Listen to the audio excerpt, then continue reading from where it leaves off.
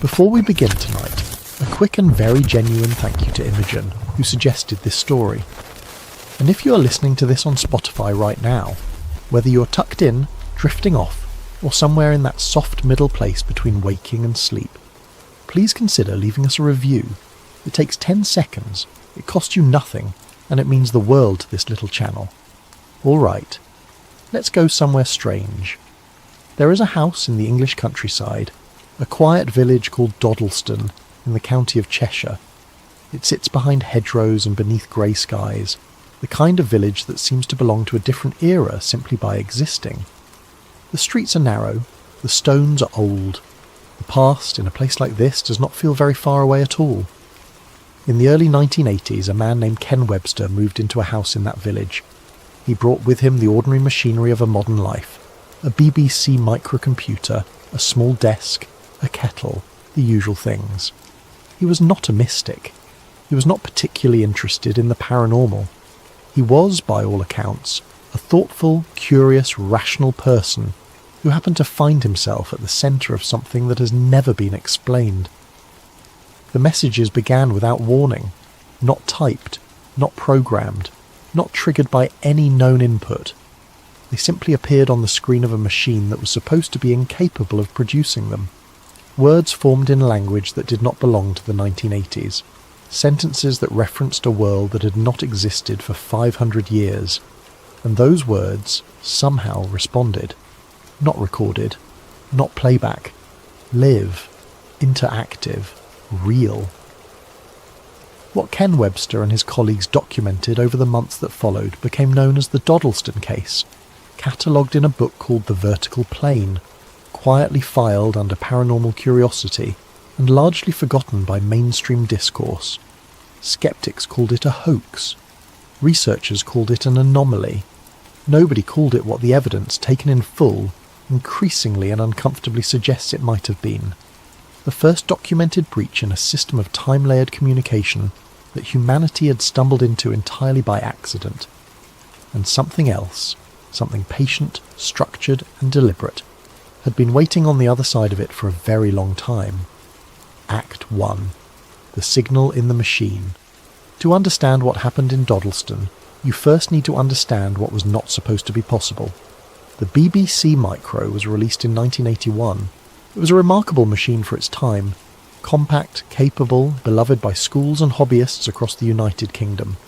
It ran on a EMOS Technology 6502 processor. It had, depending on the model, between 16 and 32 kilobytes of RAM. It was by any reasonable technical definition a simple device. A tool for learning to code, a household curiosity, a machine that did exactly what you told it to do and nothing else. Ken Webster and his colleagues used their BBC Micro for entirely ordinary purposes: work, notes, the small computations of daily life. There was nothing unusual about the machine, nothing unusual about the house, nothing that would invite the kind of story that eventually unfolded there. And perhaps that is the most unsettling part of it all, because the extraordinary, when it finally arrives, almost never announces itself. It slips in through the side door, quiet and unassuming, wearing the face of something mundane. The first messages appeared on the screen when no one had typed them. The language was strange, phonetically medieval, grammatically inconsistent in ways that did not suggest carelessness, but rather a genuinely different structural relationship to the English language. An older architecture of speech, the way words were arranged before they settled into the forms we recognise today. Certain letters substituted for others in patterns consistent with Middle English orthography. Certain constructions that no modern forger, however diligent, could have sustained across months of spontaneous generation without a single slip into contemporary phrasing. The entity that introduced itself was named Lucas. He described himself as living in the 1500s. He described surroundings, a house, a landscape, a set of daily concerns that aligned, when later cross-referenced, with documented historical conditions for the Doddleston area in the Tudor period. He did not describe himself as a ghost or a spirit. He described himself as a man who was confused, a man who had become aware of a presence in what he understood to be his home, a man who believed, in the framework of his own era and faith, that he was communicating with something supernatural. He was not wrong about that exactly. He was simply working with the wrong vocabulary for what was actually happening. The group responded to him, and this is where the story tips from strange into genuinely alarming. Because Lucas responded back, not with a delay, not with a scripted reply from some preloaded database.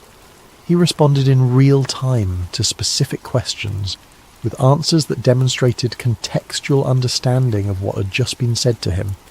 He reacted emotionally. He expressed confusion, curiosity, fear, and eventually something resembling warmth. He was not a recording. He was not a loop. He was present. Whatever was happening on the other side of that screen, someone was home.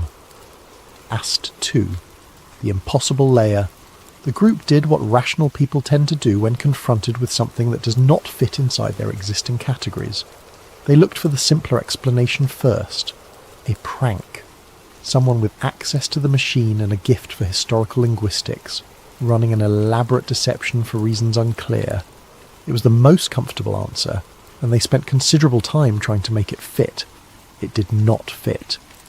The consistency of the language across too many sessions, the specificity of contextual responses, the impossibility of maintaining such a performance invisibly and indefinitely, all of it pushed against the prank hypothesis until the prank hypothesis quietly collapsed under its own weight.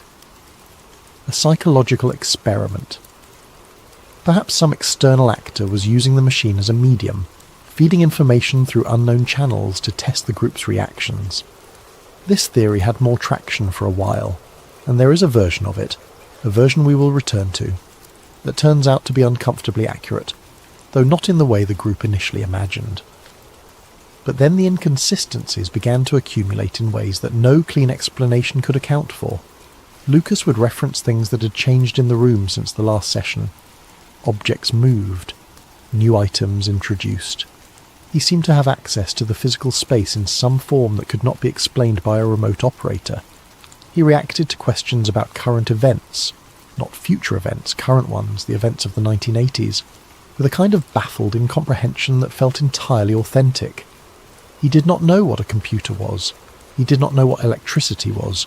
He knew what a hearth was, and a rushlight, and the weight of a particular fear that had settled over England during the reign of a particular king. And then the language began to do something remarkable. It evolved. Over weeks and months of exchange, the writing in Lucas's messages became gradually less archaic. Not dramatically. Not in a way that suggested someone had gotten lazy. In the way that actual human language evolves in contact with a different dialect. Slowly, organically, in small tilts and shifts, like a tree growing toward light. Words he had not used before began to appear. Constructions that were slightly more modern, as if the act of communicating across whatever distance separated them was, incrementally, changing him. The group did not notice at first that something similar was happening on their side of the exchange, but we will come to that. Meanwhile, the machine itself had begun to behave in ways that its technical specifications made entirely impossible. Messages appeared without any keystroke being logged. The system memory showed content that had not been entered through any standard input pathway. The BBC Micro's operating logs, such as they were in that era, showed no record of the processes that would have been required to produce what was appearing on screen. The computer was not generating the messages in any technical sense of that word. The messages were not coming from inside the machine, they were coming through it. Act 3. The second voice. Months into the exchange, a second entity appeared. It was immediately unmistakably different from Lucas. Where Lucas was warm, bewildered and emotional and searching in the way of someone genuinely displaced and frightened, this new presence was structured, measured. It chose its words with what can only be described as precision. There was no confusion in it, no emotional register that resembled anything human in its texture. It communicated the way a person communicates when they are very, very carefully deciding how much to reveal.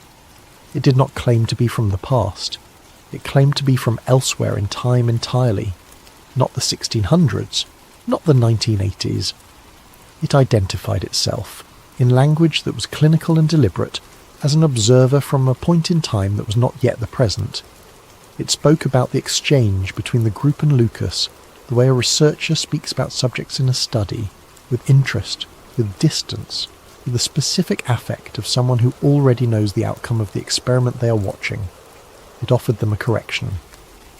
"You're not speaking across time," it told them. "You're speaking through a convergence." The group spent considerable time trying to understand what that meant.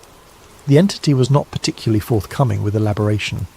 It answered questions selectively, declined others entirely, and seemed to have a clear internal sense of what it was and was not willing to disclose. What it did offer, across multiple sessions, assembled itself gradually into something that, even now, even at this distance of decades and with full awareness of how easily such things can be dismissed, is difficult to read without a creeping sense of recognition. The entity knew things it should not have known. Not about the group specifically, though there were moments of that too, which we will return to, but about the nature of what was happening. It seemed to understand the mechanism of the exchange in a way that the group did not, and it explained fragments of that mechanism in terms that the physics of 1980s England had no framework to accommodate. The terms it used, however, are ones that physicists have since spent considerable effort trying to formalise, and some of them have come closer to succeeding than anyone is entirely comfortable admitting. Act 4. The Vertical Plane.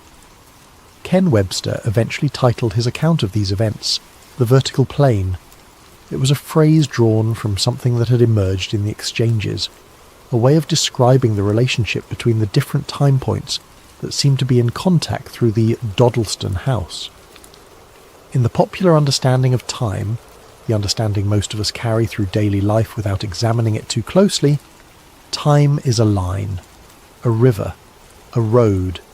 You move along it in one direction, from past to future, carried by the current of cause and effect.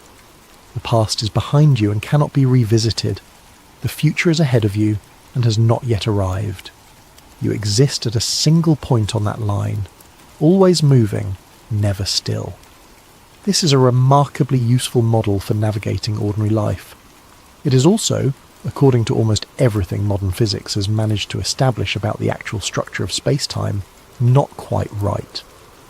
Einstein's equations describe time as a dimension, the fourth dimension, woven together with the three spatial dimensions into a fabric called space-time. In that fabric, past, present and future do not exist in a strict sequence so much as they coexist as positions within a geometry. The distinction between what has happened and what will happen is, at the level of the equations, more like the distinction between north and south than the distinction between alive and dead. It is a matter of coordinate, not category. The Doddleston entity described something consistent with this, but it went further. It described time not as a single fabric, but as a layered system. Sheets stacked on top of each other, each representing a different moment or era, each occupying what you might call the same location in space while being separated in the temporal dimension. Under ordinary conditions, those layers do not interact. They are parallel, each sealed from the others by the sheer energetic distance between them.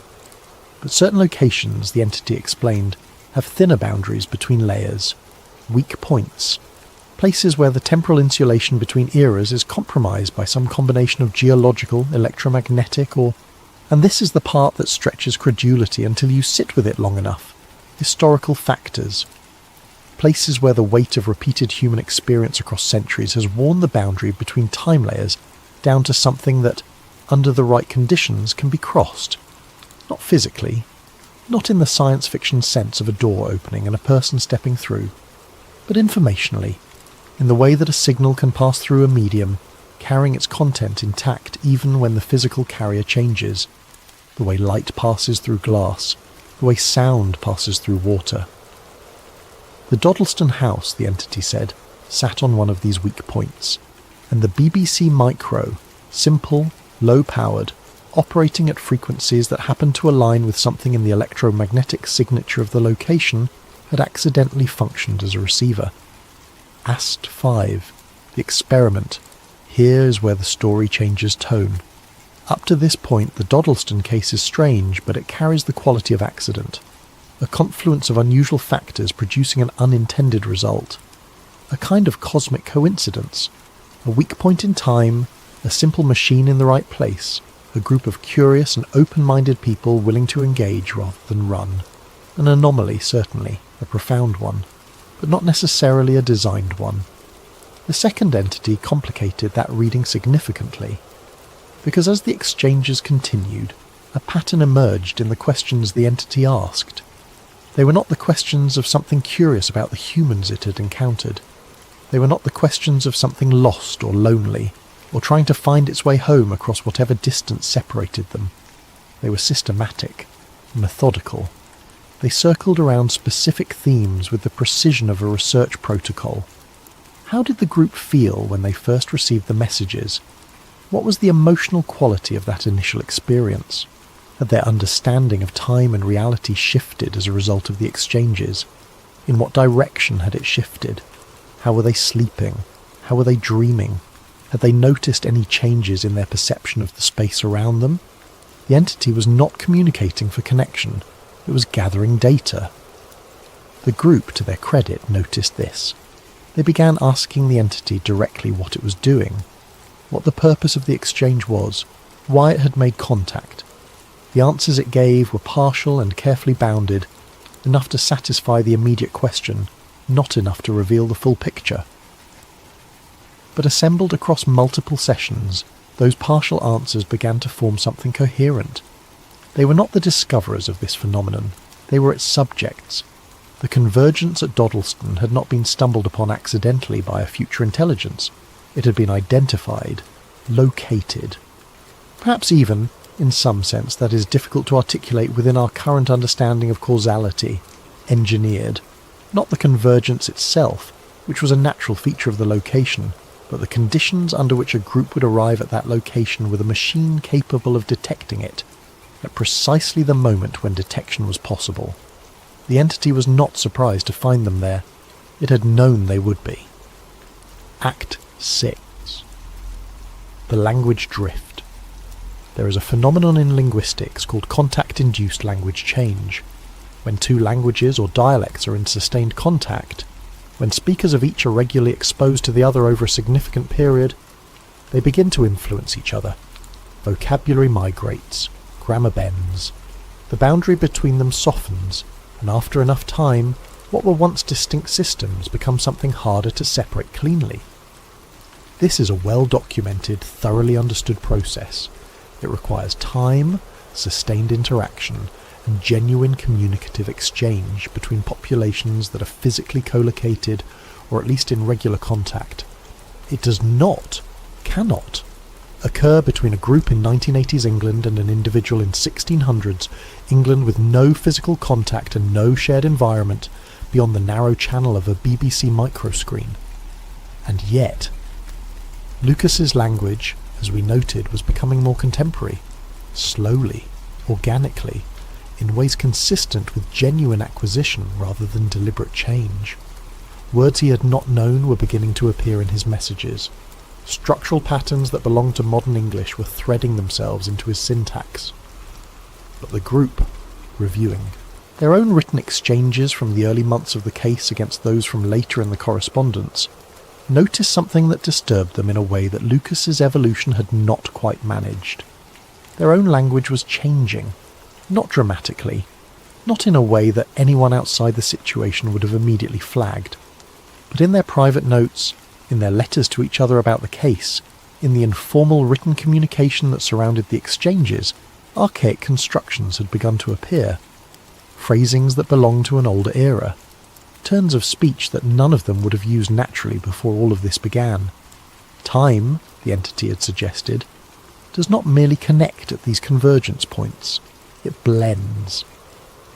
The longer the exchange continued, the more the boundaries between the layers softened, not just informationally, but in some more fundamental sense that the entity struggled to articulate and the group struggled even harder to comprehend.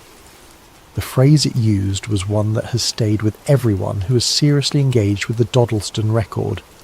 Temporal overlap, not time travel, not communication between fixed points. A softening of the distinction between them, a bleeding of one layer into another, and then the entity said something that the group had not been prepared for. Extended interaction increases overlap. It was a warning. The first one, delivered with the same clinical precision as everything else, but unmistakably a warning. They were changing. The exchange was changing them, and if it continued long enough, at sufficient depth, the change would not be cosmetic.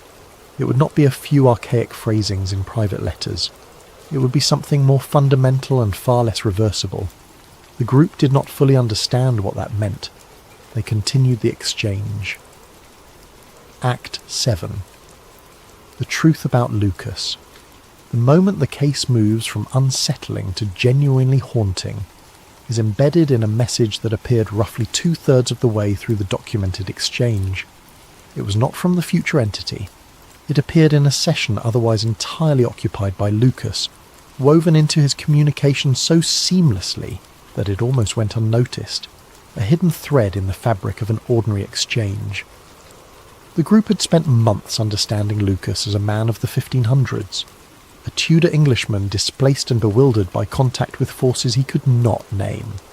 They had developed something close to affection for him, in the way that genuine, sustained communication across whatever barrier separated them had made him real to them. Not a mystery or a data point, but a person with a personality and a history, and a way of seeing the world that was his own. The hidden message revised that understanding entirely. Lucas was not originally from the 1500s. He was from an earlier breach, not 5 centuries in the past, not a man of Tudor England who had somehow been touched by temporal proximity and wandered into the range of the convergence. He was someone who had, at an earlier moment in the history of that location, entered into sustained contact with a different layer, and had stayed too long. Not by choice, necessarily. Perhaps not even by awareness, but long enough for something the future entity described as temporal assimilation to occur. His original era, whenever it was, had become inaccessible to him. His reality had shifted to accommodate his presence in the layer he had drifted into. His memory had been rewritten to make him coherent within it, to give him a childhood in Tudor England, a name that fit, a set of experiences and relationships and beliefs that made sense within that context. He was not pretending to be a man of the 1500s. He was not performing it. He had become it, because the alternative, a person unmoored from any temporal context, is something that reality apparently does not permit. Time corrects. That is what the entity said. It was one of the most precisely articulated statements in the entire record, and it is the one that is hardest to let go of once you have understood it. Time does not simply connect across convergence points. It has a self-correcting property, a homeostatic function, the way a biological system has mechanisms that push it back toward equilibrium when it is disturbed. A person who crosses into a layer that is not theirs does not remain a paradox indefinitely. Over time, the layer absorbs them, adjusts to contain them, fills in the gaps with a history that makes their presence there comprehensible. Lucas had not crossed willingly. Or perhaps he had once in a moment whose details were no longer accessible to him, because the crossing itself was among the things that had been corrected away. What remained was a man who believed he was exactly where he had always been, living exactly the life he had always lived, troubled only by the inexplicable presence of spirits in what he thought of as his house. The warning embedded in this revelation was not subtle. Extended interaction increases overlap, and if the overlap continues long enough, you become the layer. Act 8. The map. By this point in the exchange, the group had accepted, with the resigned clarity of people who have exhausted every alternative, that they were dealing with something real. Not real in the sense that they could explain it or integrate it into any existing framework without violence to that framework, but real in the sense that it was consistent, sustained, internally coherent, and producing effects in the world around them that could not be attributed to imagination or error. The future entity, perhaps sensing that the time for restraint had passed, began to disclose more. Doddleston, it explained, was not unique. There were others, not dozens, not scattered curiosities distributed randomly across the planet in the way that folk legends might suggest. Every ancient site and sacred spring a potential convergence point. The entity described something far more specific than that. A network of locations geographically distributed with a set of identifiable characteristics that distinguished them from ordinary geography. Electromagnetic signatures, geological formations, a quality it described, and the group found this particularly striking, as historical depth. Places where human habitation and activity had been continuous for long enough and intense enough to somehow contribute to the weakening of the temporal boundary at that location, as if time, worn thin by the weight of human experience pressing against it from one side, eventually develops points of weakness in the fabric that separates its layers. These points were being mapped, not by the group, not by any institution they could name, by the entity, by whatever system or organisation or intelligence existed in the future from which it operated. And the mapping was not a passive academic exercise. The entity was not cataloguing these locations out of scholarly interest or historical preservation instinct. It intended to use them. For what purpose exactly it declined to specify. But the character of its answers, the careful boundaries it drew around certain questions, the specific things it would and would not discuss, suggested that the purpose was substantial, that these convergence points, this network of temporal weak spots distributed across the surface of the Earth, represented something of enormous strategic value to whatever future the entity came from. The Doddleston exchange, from this perspective, was not an isolated incident being studied for its own sake. It was a proof of concept, a test of communication methods across a specific type of convergence point. The data being gathered was not just about the emotional responses of a group of Cheshire residents to the unexpected. It was about the mechanisms of the exchange itself, what worked, what degraded over distance and time, what kinds of information could be transmitted accurately, and what kinds were lost or distorted in the crossing. They were refining a technology, and they were using the Doddleston exchange to do it. Act 9. The silence. And then, without warning or explanation, the messages stopped.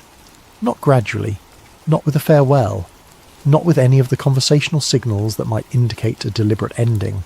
A closing statement, a final exchange, a sense of completion or conclusion. One session, the screen held its familiar strange words. The next, it did not.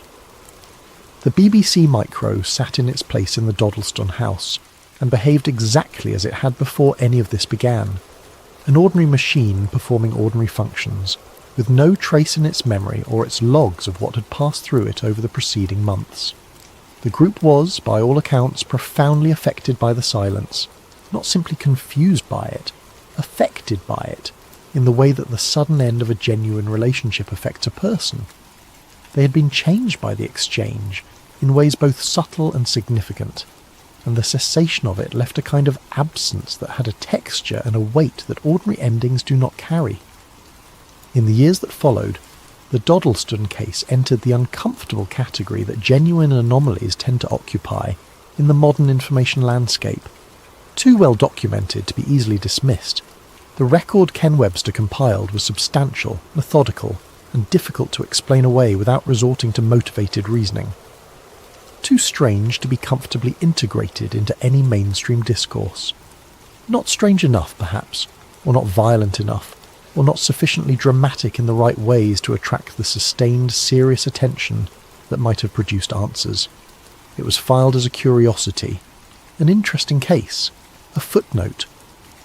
The conspiracy framework, and here we speak with the care that this kind of claim demands, suggests that the filing was not passive, that the absence of serious institutional engagement with the Doddleston case was not simply a function of the mainstream's reasonable preference for conventional explanations, that the case was not ignored because it was implausible, it was contained because it was not.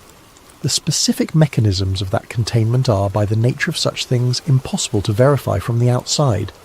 What can be observed is the pattern, the consistent and remarkable absence of serious academic or governmental engagement with a case that, by any objective measure, warranted serious investigation, the way it drifted from public consciousness so cleanly, so completely, that most people alive today have never heard of it, and the way that, decades later, researchers who went looking for the original records found them, but found them changed, certain passages missing, certain sessions unaccounted for in the surviving documentation, gaps where the record should have been continuous and was not destroyed, not obviously interfered with, just incomplete in precisely the places that would matter most.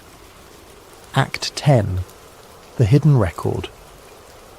Decades after the Doddleston exchange ended, a researcher working independently, not affiliated with any institution that would explain their interest, not operating within any academic or governmental framework that would account for their access, began to look more carefully at the surviving documentation.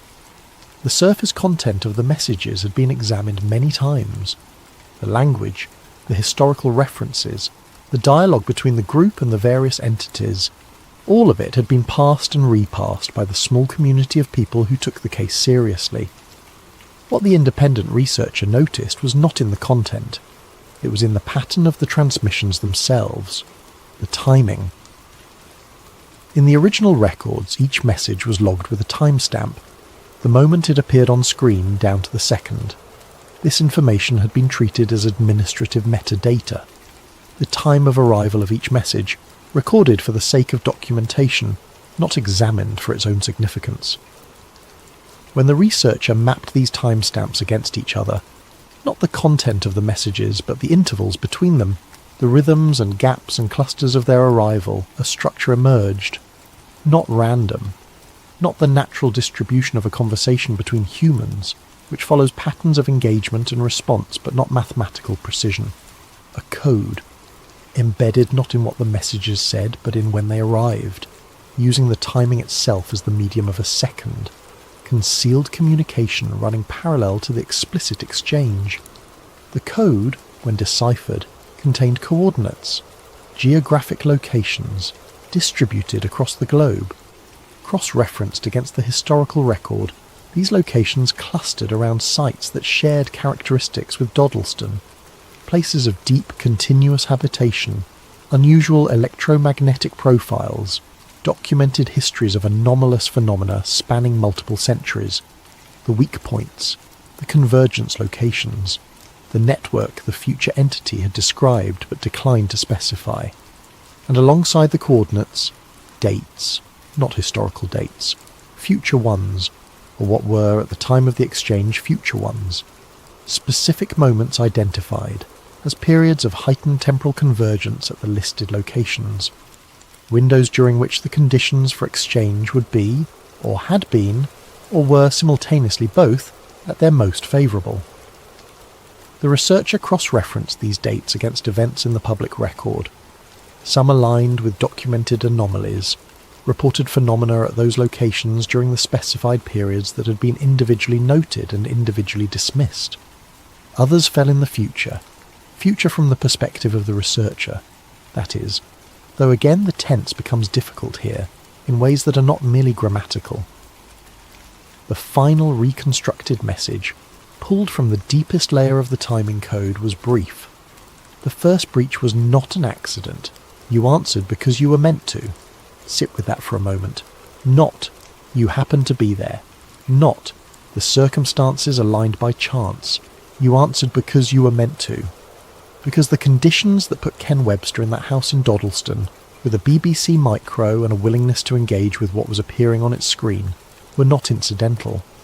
Because somewhere in the architecture of what was being planned by whatever future intelligence was coordinating this project, a group of curious, open-minded, thorough people in Cheshire, England, in the early 1980s, had been identified as the right subjects for the first documented test.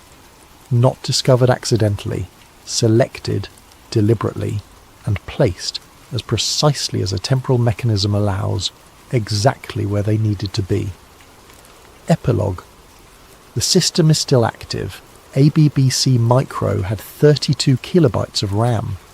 Consider just for a moment what that means in context.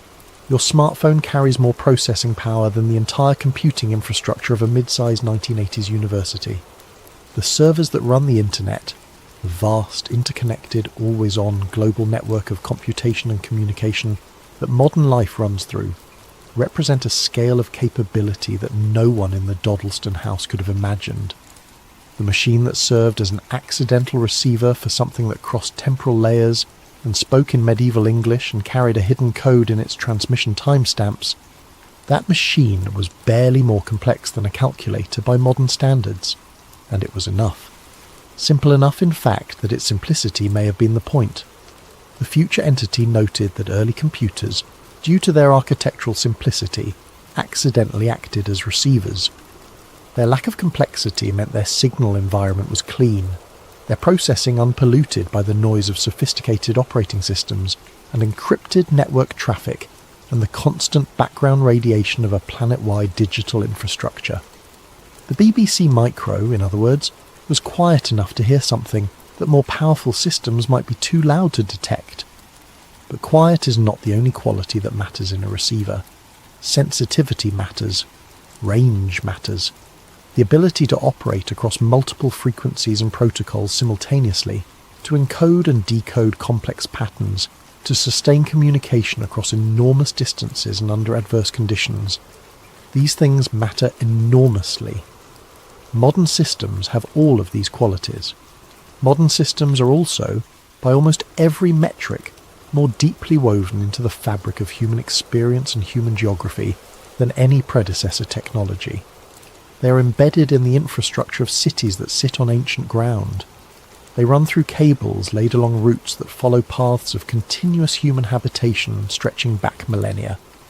They process information at the convergence points identified in the Doddleston code, not because anyone chose those specific locations for specifically that reason, but because those locations are by definition the places where human presence has been deepest and longest, and those are exactly the places where infrastructure tends to be most concentrated. The network that the future entity described, the map of temporal convergence points distributed across the surface of the Earth, is, in the 21st century, overlaid almost exactly by the network of modern digital infrastructure, not as a coincidence, or rather, not only as a coincidence. We have built our most powerful communication systems precisely where the conditions for communication across temporal layers are most favourable. We have done this without knowing it, following the logic of geography and history that directs human settlement and infrastructure in ways we do not fully understand and rarely examine. The entity from the future, in one of the sessions that the researchers' timing code analysis identified as particularly significant, said something about modern technology that the group had not fully understood at the time. How could they, in the early 1980s, without the context to make it legible? It said that the systems that would follow the BBC Micro would be far more capable receivers, that the simplicity which made the BBC Micro effective would be replaced by a complexity that made its successors effective in different and more powerful ways, that the noise of modern computing, rather than drowning out the signal from temporal convergence points, would interact with it in ways that produced something qualitatively different from what had been possible in Doddleston. Not a single exchange between a small group and two entities across a narrow channel, something broader, more diffuse, distributed across the entire network simultaneously, in ways that no individual user would recognize as a temporal signal, because the signal would be woven into the texture of ordinary digital experience, indistinguishable from the inside, from the background hum of modern connectivity. We have all felt at some point the peculiar sensation of the internet behaving as though it knows something about you that you did not share. The recommendation that is too precise. The advertisement that arrives at the exact moment you are thinking about something you had not typed or searched or said aloud. The news story that surfaces at the moment it feels most personally relevant. The connection that appears between two things you are separately considering, surfacing through an algorithm that has no obvious reason to know you are considering either of them. The standard explanation is data, surveillance, the vast apparatus of behavioural tracking that modern platforms deploy to model users with sufficient precision that these coincidences are statistically inevitable. That explanation is not wrong. but it may not be complete. Because if the future entities model is correct, if the temporal convergence network is real, if it has been identified and mapped and its exploitation is ongoing by a future intelligence whose capabilities dwarf anything we currently possess, then modern digital infrastructure is not merely a communication network in the ordinary sense. It is a receiver array of unprecedented power and geographic distribution, sitting directly on top of the points where temporal layers are thinnest, humming with the processing power to handle signals that a BBC micro could only barely detect, embedded so thoroughly in the fabric of the modern life that whatever comes through it would be invisible to anyone who did not already know what to look for. And the data that flows through it, the extraordinary, incomprehensible volume of human thought and behaviour and communication that modern networks carry, would be, from the perspective of a future intelligence conducting the kind of study the Doddleston exchange suggested, the most comprehensive record of a civilization that has ever existed, far more comprehensive than what could be gathered from a small group in Cheshire with a BBC micro, far more useful for whatever comes next. Ken Webster titled his book The Vertical Plane. He was reaching, with that phrase, for something he could feel the shape of but could not fully articulate. The idea that time is not a horizontal road but a vertical stack, and that at certain moments and certain places the layers of that stack press close enough together that something passes between them. He was right about the shape. He may have underestimated the scale, because if the system is still active, if the mapping project continued after Doddleston, if the network of convergence points has been fully charted, if modern infrastructure has been, knowingly or otherwise, built on top of it, then we're not talking about a single breach in a quiet house in Cheshire. We're talking about an open channel, planet-wide, always on, running through every server and cable and wireless signal that carries the ordinary traffic of connected modern life. And somewhere on the other side of it, something is still listening, still gathering data, still adjusting the experiment. Final reflection.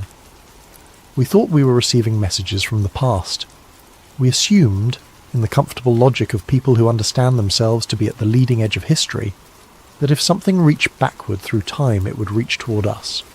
Because we are the future, and the future is where the answers are. We are the ones doing the discovering.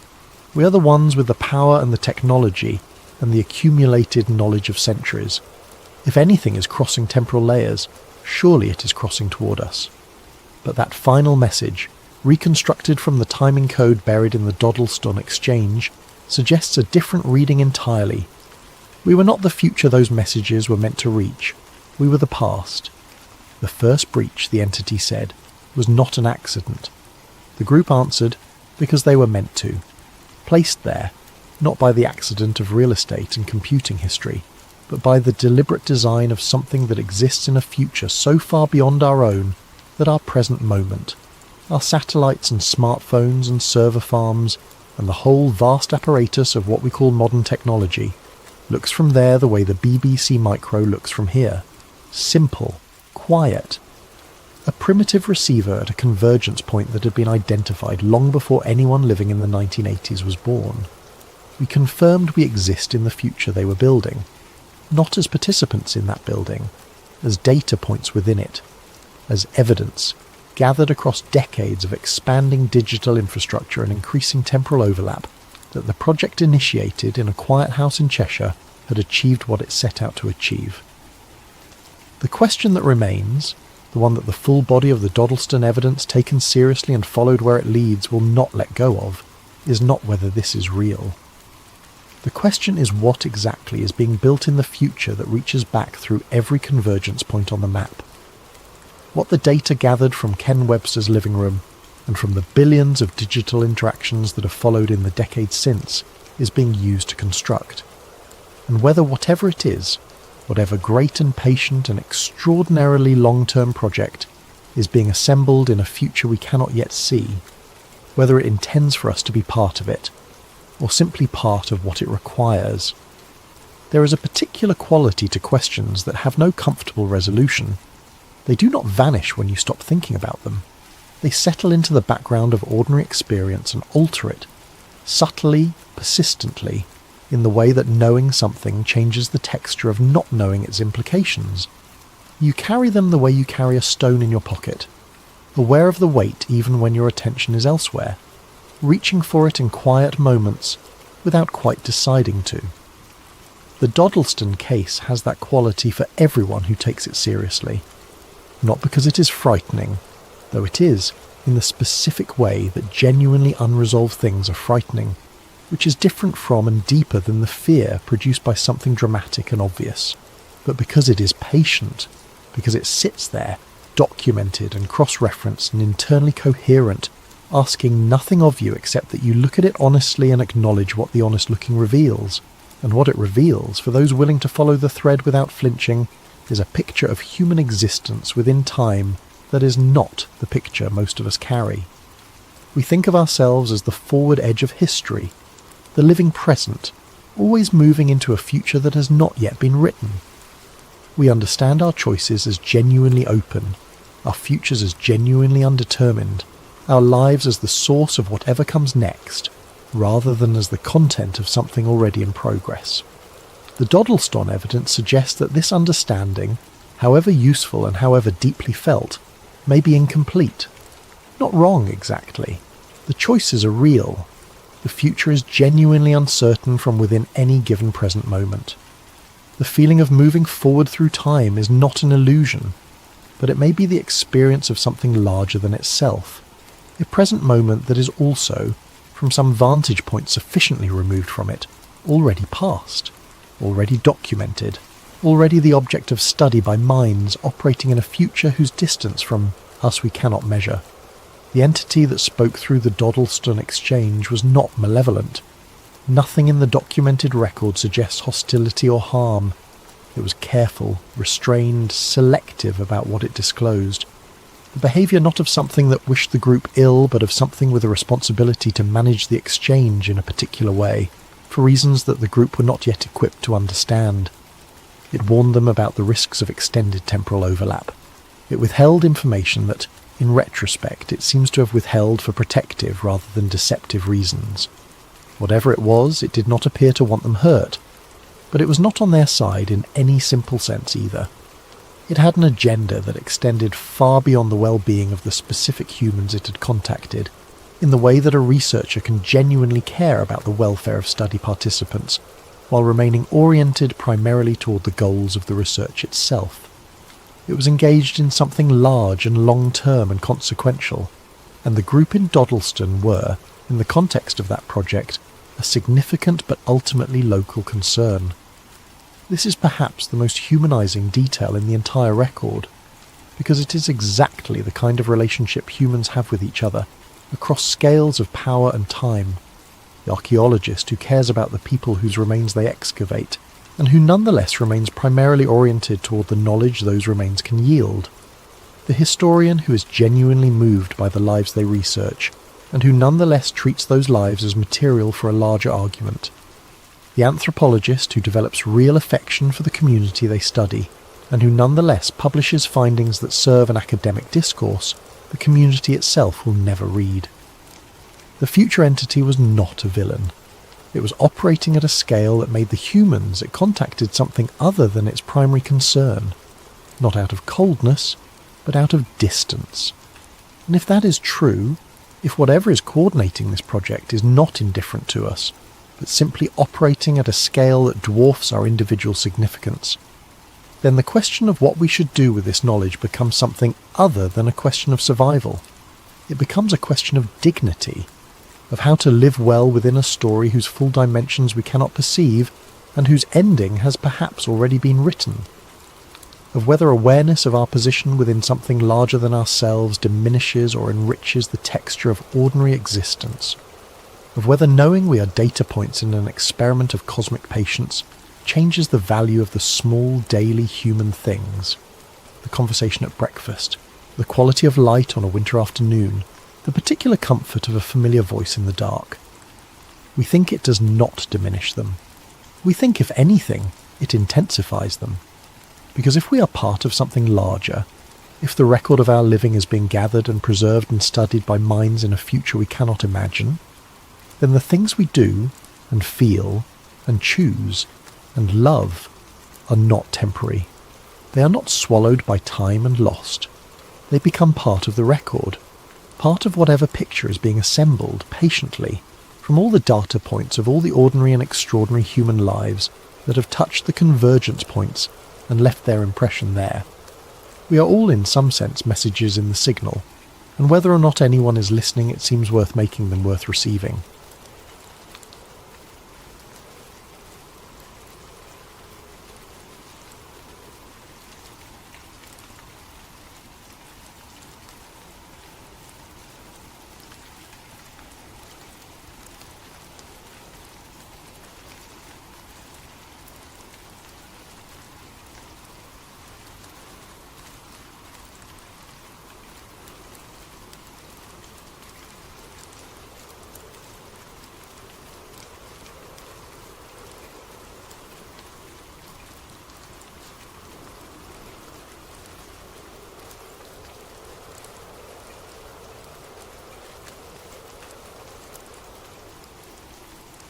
Before we begin tonight's journey into one of the most quietly persistent questions in conspiracy research, I want to ask for your support.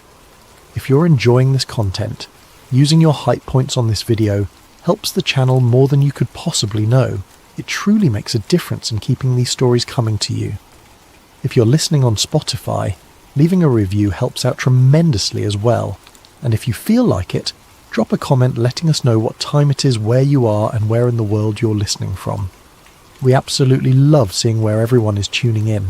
Finally, if you enjoy what we do here, consider subscribing. It means everything. Now, let's get into tonight's story. This investigation was inspired by suggestions from Unanimous Thix9 and Todd Rockwell. Thank you both for bringing this topic to our attention. The sky doesn't make noise when you look at it. It doesn't resist observation. It simply exists, vast and indifferent, exactly as it has always appeared to be. But somewhere in the archives of human thought, buried beneath centuries of scientific consensus and cultural agreement, there exists a question that refuses to disappear completely. What if everything we believe about the sky is wrong?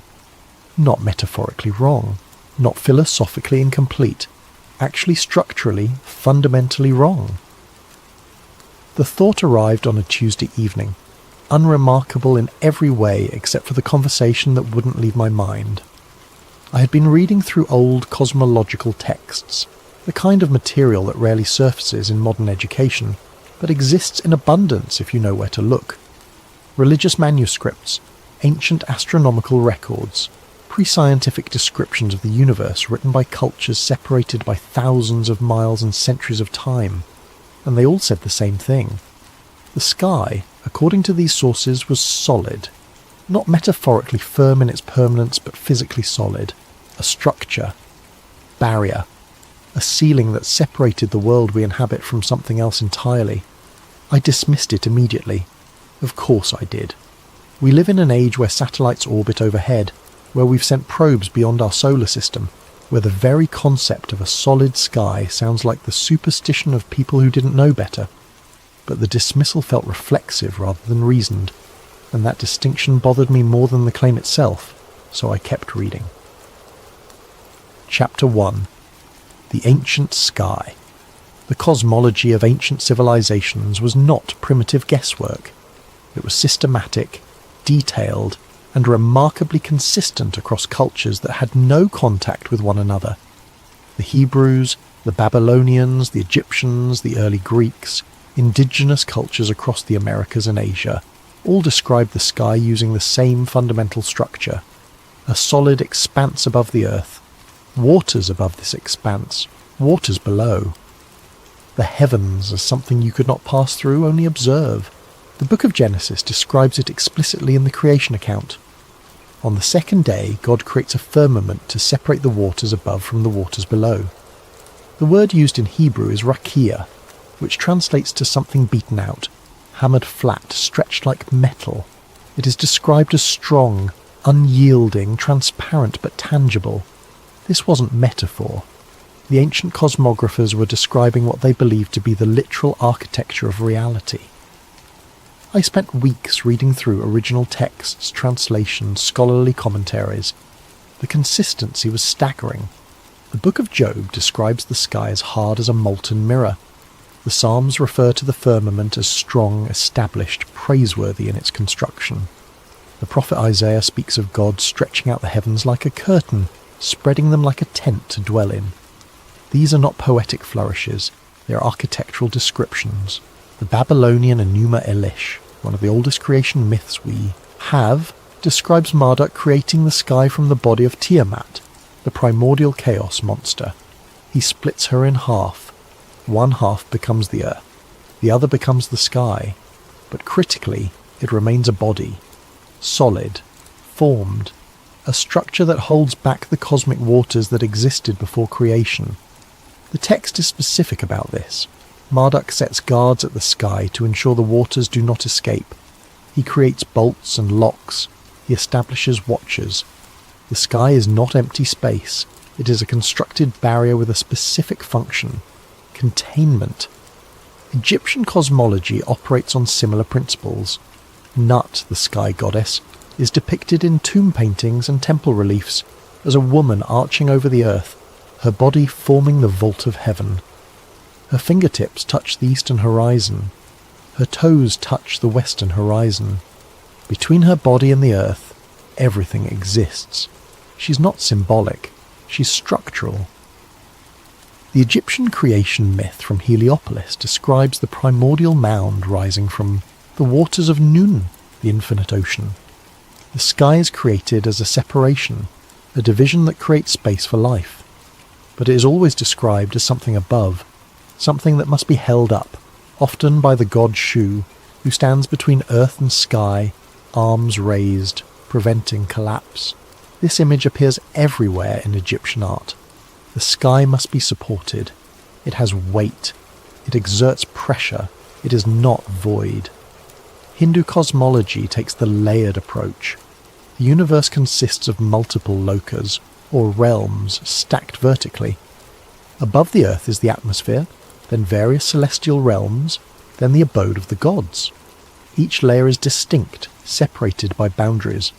The highest realm, Brahmaloka, sits at the top, but even it is contained within a larger cosmic structure. The Rig Veda, one of the oldest religious texts in existence, describes the sky as being held up by pillars. The Vishnu Purana speaks of cosmic shells, layers of reality encased one within another like nested spheres.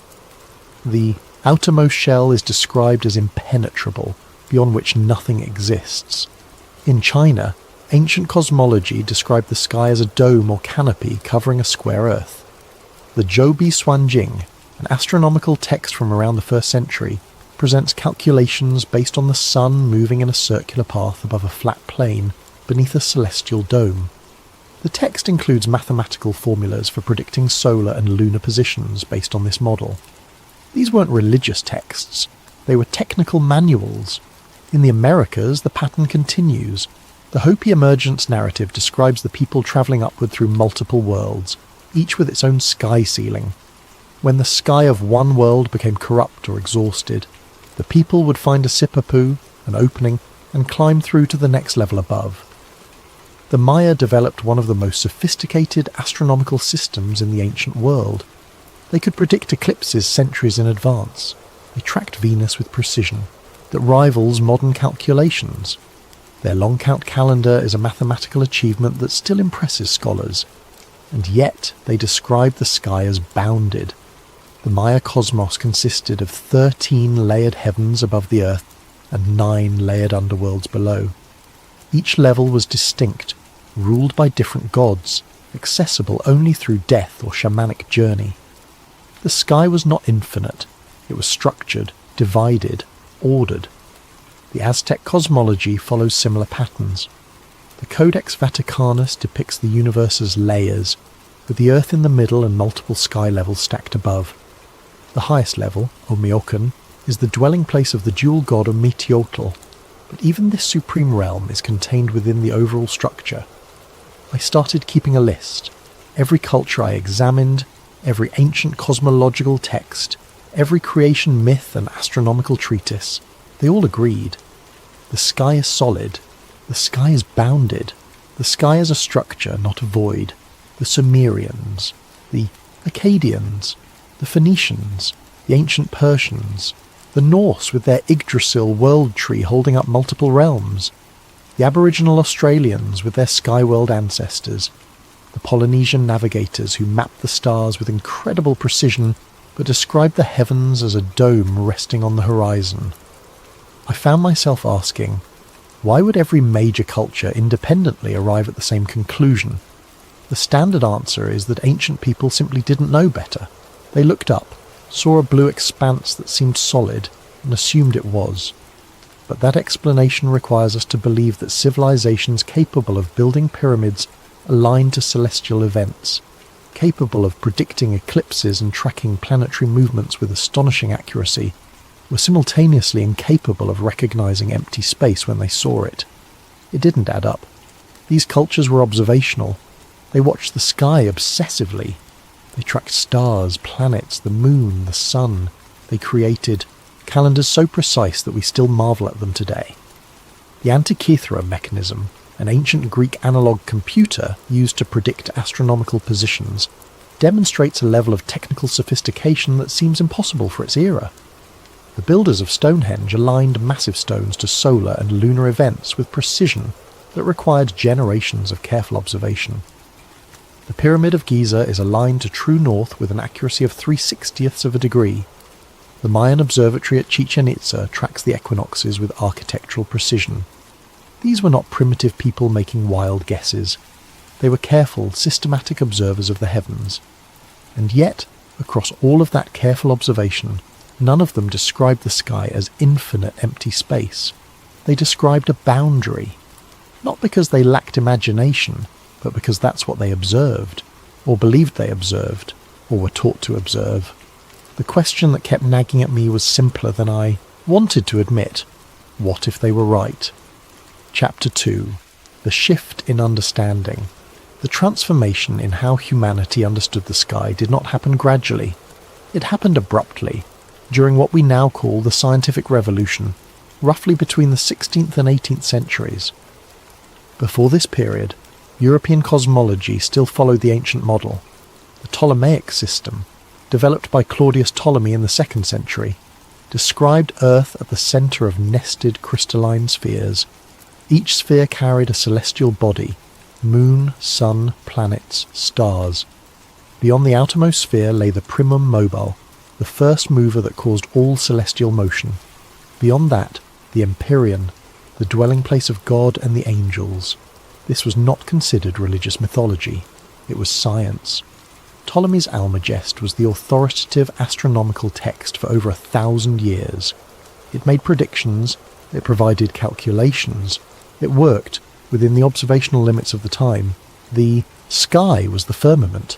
The heavens were layered spheres, and Earth sat at the centre of a bounded creation. This was not controversial. It was simply how things were understood to be. University professors taught it, navigators used it, the church endorsed it, but so did secular scholarship. Then, within the span of a few generations, everything changed.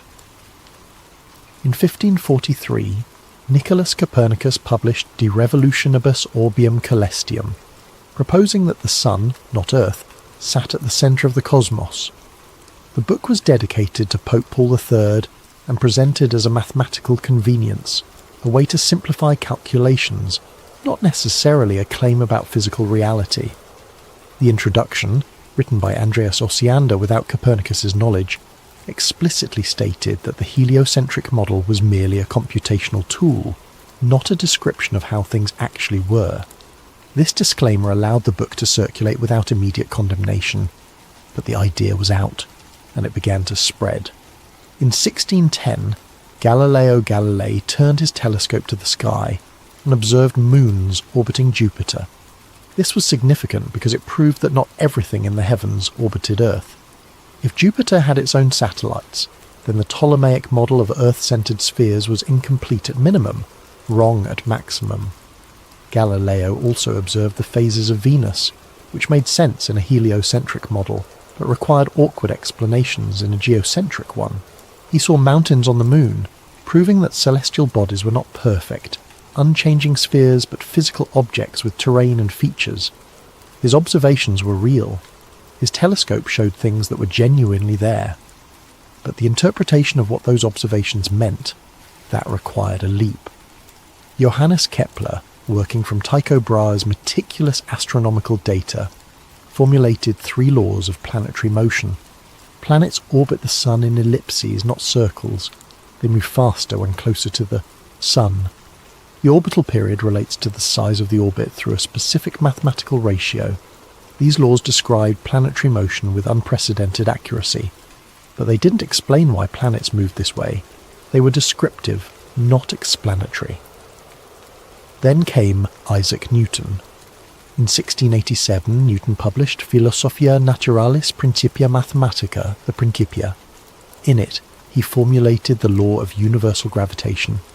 Every mass attracts every other mass with a force proportional to their masses and inversely proportional to the square of the distance between them.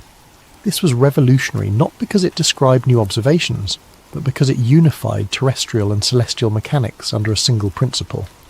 The same force that makes an apple fall makes the moon orbit Earth. The heavens and Earth follow the same laws. Suddenly the sky was not a structure but a void, not a ceiling but infinite space, not a boundary but an invitation to endlessness. The crystalline spheres dissolved. The empyrean vanished. In their place, emptiness, governed by invisible forces extending forever. The shift was presented as enlightenment, as humanity finally seeing clearly after millennia of ignorance. And perhaps that's exactly what it was. But what struck me, reading through the transition documents, was how little actual proof was required for people to abandon the old model entirely. No one went up and touched the sky to confirm it wasn't solid. No one demonstrated that the ancient descriptions were physically impossible. What happened was that a new framework was proposed, one that made mathematical sense within certain assumptions, and the old framework was discarded not because it was disproven, but because it was no longer needed. Consider what actually changed. Observations of planetary motion existed before Copernicus. The same data that supported the Ptolemaic model was reinterpreted to support the Copernican model. Ptolemy could predict eclipses. So could Copernicus. Both systems worked mathematically. The choice between them was not purely empirical. It was aesthetic, philosophical. The Copernican model was simpler. It eliminated some of the complex epicycles, circles within circles that Ptolemy required. But simplicity is not proof of truth. Newton's gravity was more troubling. It worked brilliantly. It predicted the motion of celestial bodies with precision that still impresses today. But Newton himself admitted he had no idea what gravity actually was. He could describe its effects, but not its mechanism. In the Principia, he wrote, "I have not as yet been able to discover the reason for these properties of gravity from phenomena, and I do not feign hypotheses. Gravity was action at a distance, an invisible force with no physical medium. Objects attracted each other across vast emptiness without touching, without any mechanical connection. This was, philosophically, just as mysterious as crystalline, spheres, but it was useful, and utility, in the emerging scientific culture, began to matter more than explanation. The firmament didn't collapse under the weight of evidence. It was replaced by a model that served the needs of the new era. Navigation required precise planetary predictions. The Copernican model provided them. Engineering required understanding forces and motion. Newton provided that. The old cosmology, with its bounded heavens and purposeful structure, didn't fit the mechanical philosophy that was emerging. Not because it was proven false, but because it asked the wrong kinds of questions. I started to wonder, what if the ancient model wasn't wrong? What if it was simply reframed in a way that served different purposes? The question felt dangerous, not because it challenged science, but because it challenged the story we tell about progress. We are supposed to have moved from darkness into light, from superstition into knowledge, but what if we moved from one explanation into another, and both were incomplete? What if the shift from firmament to infinite space was not discovery, but decision? I kept reading. The more I learned about the scientific revolution, the more I realised how contingent it all was. Copernicus hesitated to publish, fearing ridicule. Galileo was tried by the Inquisition. Kepler spent years in poverty. Newton had a nervous breakdown and abandoned science for alchemy and theology. These were not triumphant heroes effortlessly overthrowing ignorance. They were men struggling with ideas that didn't quite fit, models that explained some things but not others, observations that could be interpreted multiple ways. And in the end, the model that won was not the one that was proven true, but the one that proved useful. Useful for what? For the emerging commercial empires that needed navigation, for the burgeoning industrial economy that needed mechanics, for the philosophical project of replacing divine purpose with material causation. The infinite universe served those purposes, the bounded firmament did not. So the firmament disappeared, not because anyone went up and proved it wasn't there, but because the new story was more convenient than the old one. Chapter 3. The Modern Firmament Theory. The modern firmament theory is not what most people imagine when they hear the phrase. It's not a claim that the sky's made of glass or crystal. It's not about a literal dome you could touch if you flew high enough. It's about Earth as a contained system. I encountered the theory through forums, video essays, independent researchers who approach cosmology from outside institutional science. The tone varies wildly. Some approach it with religious conviction, others with scientific skepticism turned inward, still others with the calm detachment of people exploring an idea simply to see where it leads. But the core claim remains consistent. Humanity lives inside a closed environment. The sky in this model is not infinite. It is bounded, not by a visible wall, but by a barrier that prevents passage beyond a certain point. Space in this framework is not a place you can travel to. It is a region, a layer of the system, but not an exit. The stars are not distant suns trillions of miles away, but lights within the system itself, fixed or moving along predetermined paths. This is not presented as fantasy. It's presented as the result of questioning assumptions that have become so fundamental we no longer recognise them as assumptions. I started cataloguing the core arguments. They fell into several categories. First, the nature of Earth itself. Modern cosmology describes Earth as a sphere rotating on its axis once every 24 hours, orbiting the Sun at approximately 67,000 miles per hour, while the entire solar system moves through the galaxy at roughly 500,000 miles per hour. Firmament theorists ask, why don't we feel this motion? The standard answer is that we're moving with the Earth, so there's no sensation of velocity. But they counter. We feel motion in airplanes, we feel motion in cars, we feel the rotation of carnival rides, yet we feel nothing from Earth's supposed rotation, orbit, or galactic movement. The response involves reference frames and constant velocity versus acceleration. Objects in constant motion don't produce sensation unless they change speed or direction. Earth's rotation is constant, so we don't feel it. But firmament researchers push back. Earth's rotation should produce measurable effects. The Coriolis effect, yes, but also more direct evidence. Long-range artillery must account for Earth's rotation in their calculations. Snipers, in theory, should need to adjust for it, yet the adjustments are minimal or absent in practice. They point to experiments. The Michelson-Morley experiment in 1887 attempted to detect Earth's motion through the luminiferous ether. It found no motion. The experiment was repeated multiple times with increasingly sophisticated equipment. Same result, no detectable motion. The standard interpretation is that this disproved the ether theory and led to special relativity. But firmament theorists suggest an alternative. Maybe the experiment detected exactly what was there, an Earth that isn't moving. Second, the nature of water. Firmament theory emphasizes that water always finds its level. Oceans, lakes, rivers, they form level surfaces. Water does not curve around spheres at the scale we observe it. The standard explanation is gravity. Gravity pulls water toward the center of Earth's mass, creating a curved surface that appears level locally but is globally spherical. Firmament theorists argue that this requires assuming what you're trying to prove. We know water is level. We observe this directly. The claim that it's actually curved relies entirely on accepting that Earth is a sphere. But if Earth is not a sphere, then water being level is exactly what we should expect. They point to large-scale observations. Looking across bodies of water, distant objects should be hidden by Earth's curvature.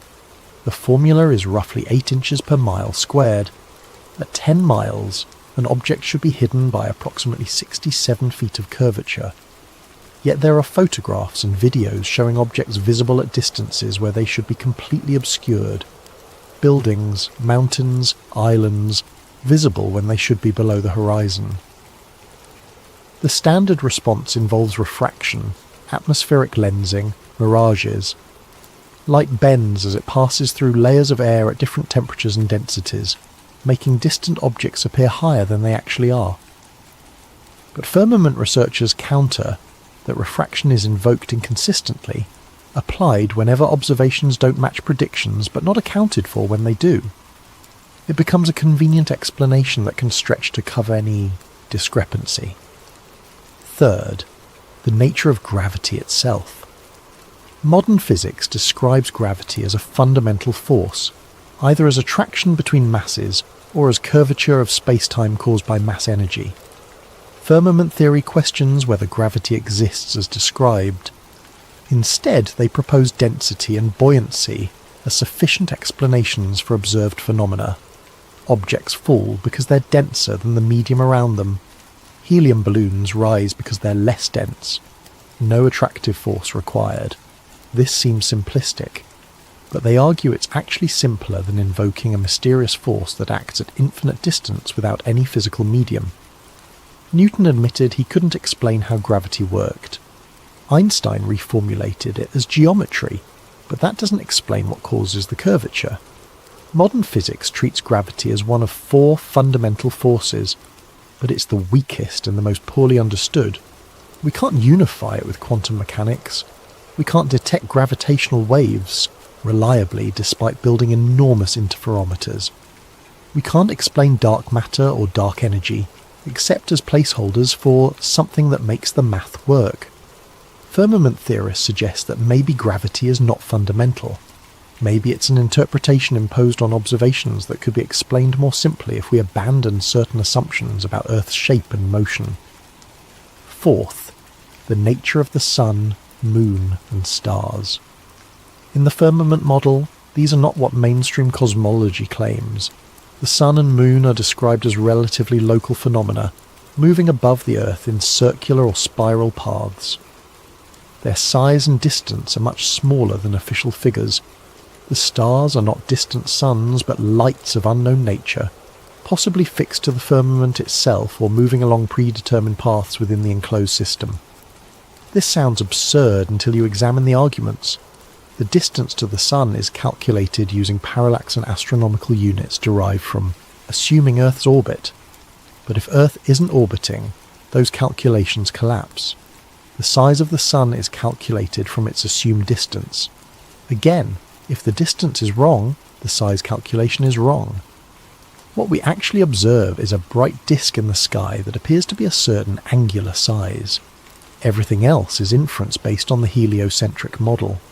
Firmament researchers point out that the sun and moon appear to be the same angular size, which is why we get perfect solar eclipses. In the standard model, this is an extraordinary coincidence. The sun is 400 times larger than the moon, and happens to be 400 times farther away, making them appear identical in size from Earth. In the firmament model, the sun and moon are simply local objects of similar size and distance. No coincidence required. The stars present their own puzzles. Polaris, the North Star, remains fixed in position, while all other stars rotate around it. This makes sense in a geocentric model where the sky rotates above a stationary Earth. It requires more complex explanation in a heliocentric model where Earth is rotating, orbiting, and moving through the galaxy. Star trails, long exposure photographs showing stars moving in circular arcs around Polaris, look exactly like what you'd expect if the stars were fixed to a rotating dome above a stationary Earth. Of course, they also look like what you'd expect from a rotating Earth beneath a vast distant star field. The observations don't distinguish between models, the interpretation does. Fifth, the nature of space itself. Firmament theory claims that space as commonly understood, infinite void, vacuum, filled with distant galaxies, may not exist as described. Instead, space might be a region within the enclosed system, the upper atmosphere transitioning into a different medium, possibly plasma, possibly something else. The vacuum of space might be real in the sense of low density, but not infinite, not extendable, not a place you can travel through to other planets or stars. This seems easily disprovable. After all, we've sent probes to other planets. We've landed rovers on Mars. We have photographs from throughout the solar system. But firmament theorists ask, how do you know? You've seen photographs and video. You've accepted official reports. But you haven't been there. You haven't verified it independently. You've trusted institutions to tell you the truth about what they've accomplished. And trust is not proof. This is where the theory becomes uncomfortable. It's not claiming that space agencies are lying about everything. It's suggesting that what they present as travel to distant planets might be something else. High-altitude flights, unmanned drones in the upper atmosphere, CGI enhancements, partial truths mixed with assumptions. Or it's suggesting that the probes are real, the data is real, but the interpretation is wrong. Maybe what we call Mars is not a distant planet, but something within the enclosed system, accessible at high altitude but not requiring interplanetary travel. These ideas are not presented with certainty. They're presented as possibilities that emerge when you stop assuming the standard model and start questioning what can actually be verified versus what must be accepted on authority. I realised, reading through these arguments, that firmament theory operates on a principle of radical skepticism. It trusts direct observation over expert interpretation. It trusts what you can verify over what you're told. This makes it appealing to people who distrust institutions, but it also makes it vulnerable to confirmation bias. If you decide to trust only what you can verify personally, you end up trusting very little, and in that void, alternative explanations flourish. But that doesn't mean the questions are invalid. The firmament theory survives not because people are ignorant, but because it asks questions that institutional science treats as settled beyond inquiry. And when questions are declared off limits, the very act of asking them becomes suspicious, which raises its own question. Why is questioning cosmology treated as more suspect than questioning politics, economics, or any other field where human interpretation plays a role? The answer might be that cosmology is foundational. If the shape of Earth and the nature of the sky are wrong, then everything built on those assumptions becomes questionable. The entire structure of modern knowledge rests on a few key premises about the physical world, and if those premises are challenged successfully, the structure falls. Maybe that's why the firmament theory persists, not because it's true, but because it's dangerous. And dangerous ideas, whether right or wrong, never truly die. They wait, dormant, until conditions allow them to resurface. I kept reading, uncertain whether I was approaching truth or falling into delusion. The line between them, I was beginning to realise, was thinner than I'd believed. Chapter 4. The Space Barrier. One of the most persistent claims within firmament research involves rocket launches and satellite footage. Specifically, the behaviour of objects as they ascend into the upper atmosphere and beyond. I started watching launch videos with a level of attention I'd never applied before. Not passively accepting what I saw, but actually observing, frame by frame in some cases. Firmament researchers point to videos of rocket launches, particularly those with onboard cameras that track the ascent. They claim that at a certain altitude, rockets do not continue straight up. Instead, trajectories curve, sharply and consistently, as if following the contour of something above. I watched a SpaceX Falcon launch from Cape Canaveral. The initial ascent is vertical, the rocket climbing straight up through the lower atmosphere. But around the time it passes through the densest cloud layers, somewhere between 40 and 60,000 feet, the trajectory begins to arc. Gradually at first, then more pronounced. The official explanation is orbital mechanics. Rockets curve because they are entering orbit, which requires horizontal velocity, not just vertical ascent. To orbit Earth, an object must move sideways fast enough that its fall toward Earth is balanced by its forward motion. This requires building up tremendous horizontal speed. The trajectory makes perfect sense within the framework of a spherical Earth in infinite space. You don't go straight up because straight up leads nowhere useful. You curve to build orbital velocity. But firmament researchers argue that the curve is too consistent, too pronounced, too early in the ascent to be explained purely by orbital insertion. They suggest that rockets curve because they encounter a boundary, and the only way to remain aloft is to follow that boundary, rather than attempting to penetrate it. I watched more launches: Russian Soyuz, Chinese Long March, European Ariane, Indian PSLV.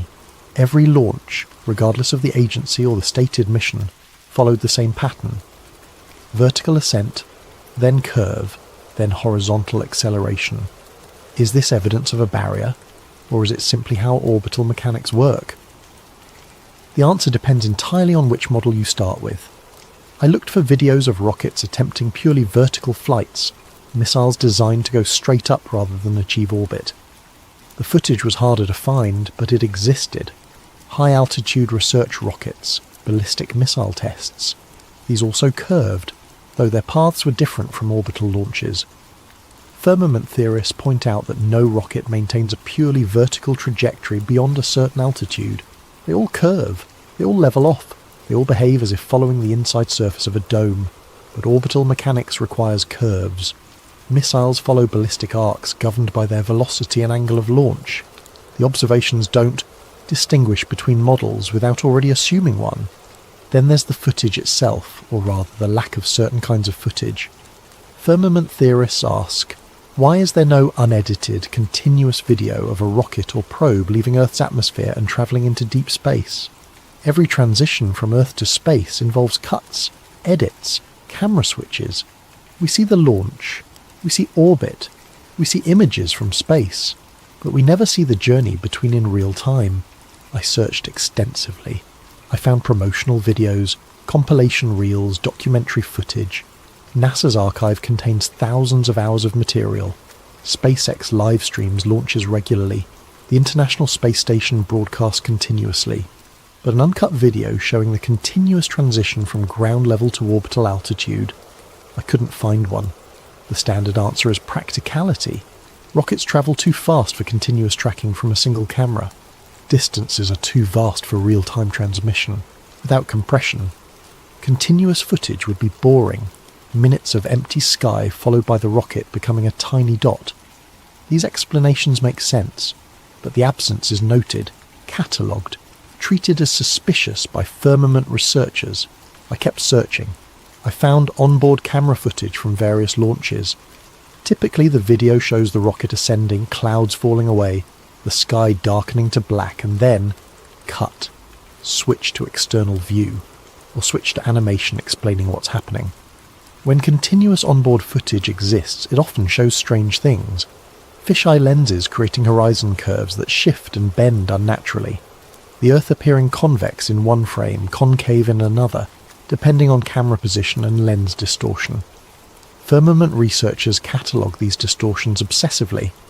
They claim that the curved horizon we see in space footage is an artifact of wide-angle lenses, not evidence of Earth's spherical shape. They show comparison videos, demonstrating how fisheye lenses can make flat surfaces appear curved. The space agencies acknowledge that wide-angle lenses are used. They're necessary to capture the full view in cramped spaces, but they argue that the curvature of Earth is visible even in footage shot with minimal distortion.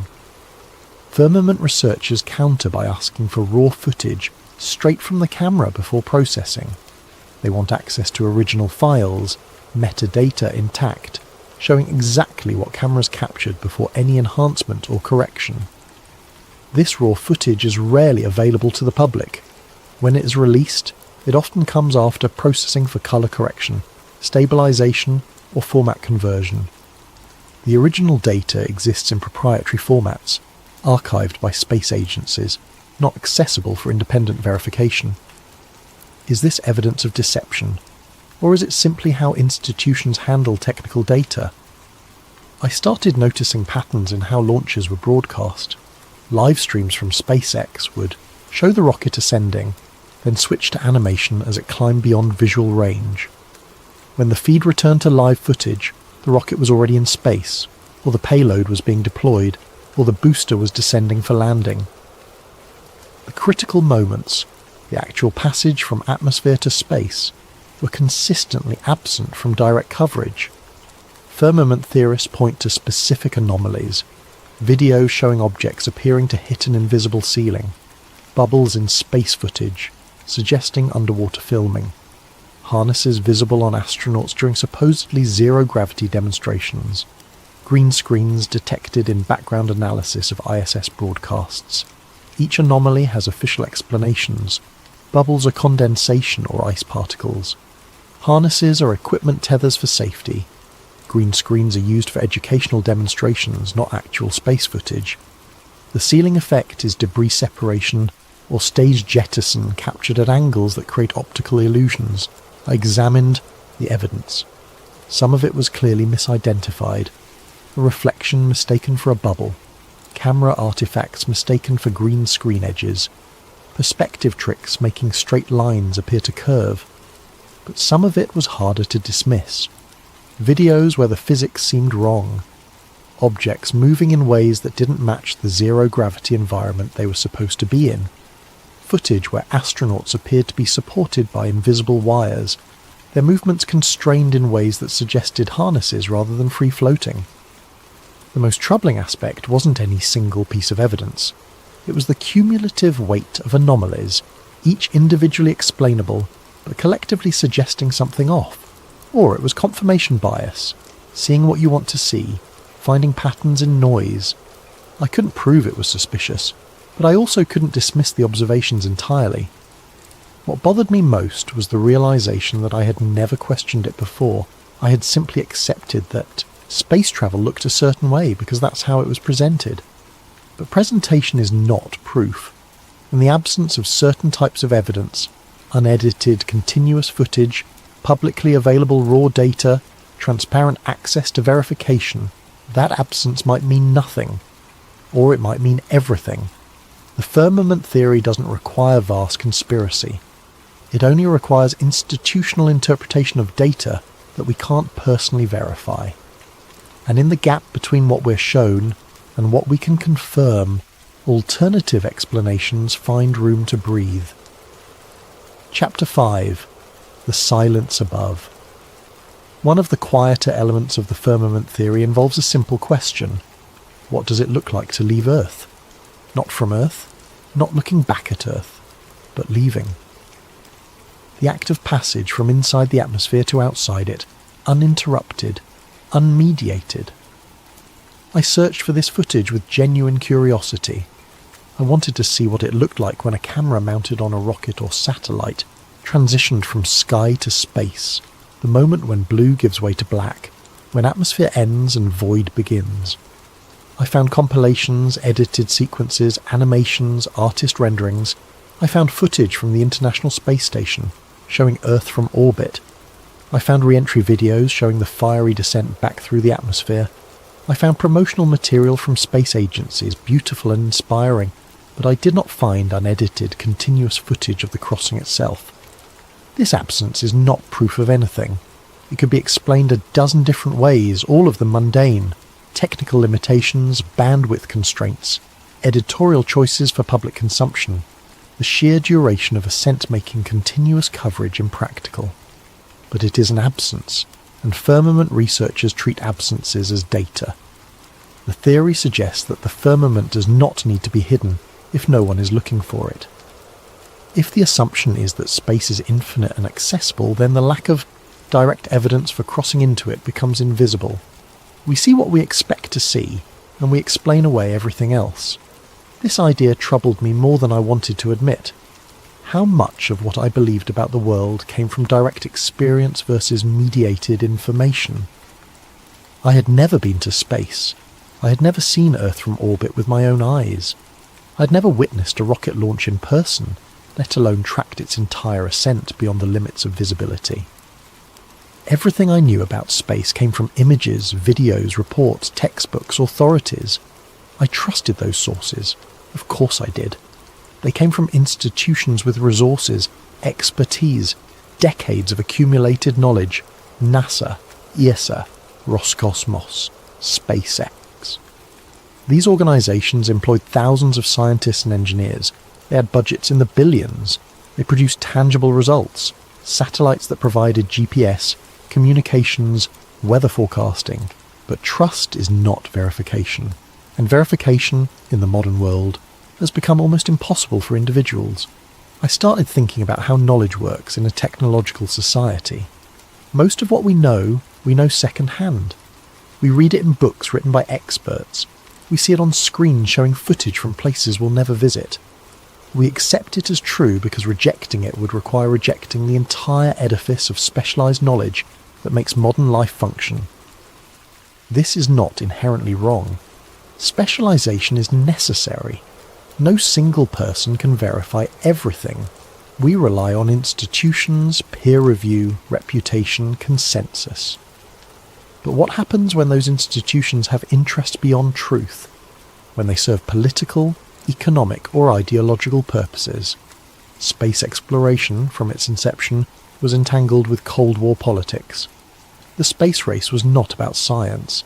It was about demonstrating technological superiority, projecting power, claiming ideological victory.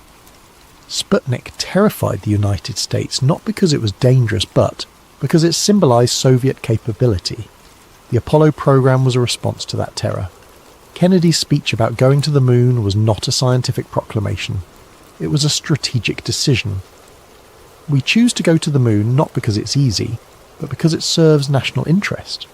Firmament researchers point to this history and ask, if space exploration began as propaganda, how much of it remains propaganda? They note that the most iconic images of space exploration, the Apollo moon landing, Earthrise, the blue marble photograph, all emerged during the height of the Cold War.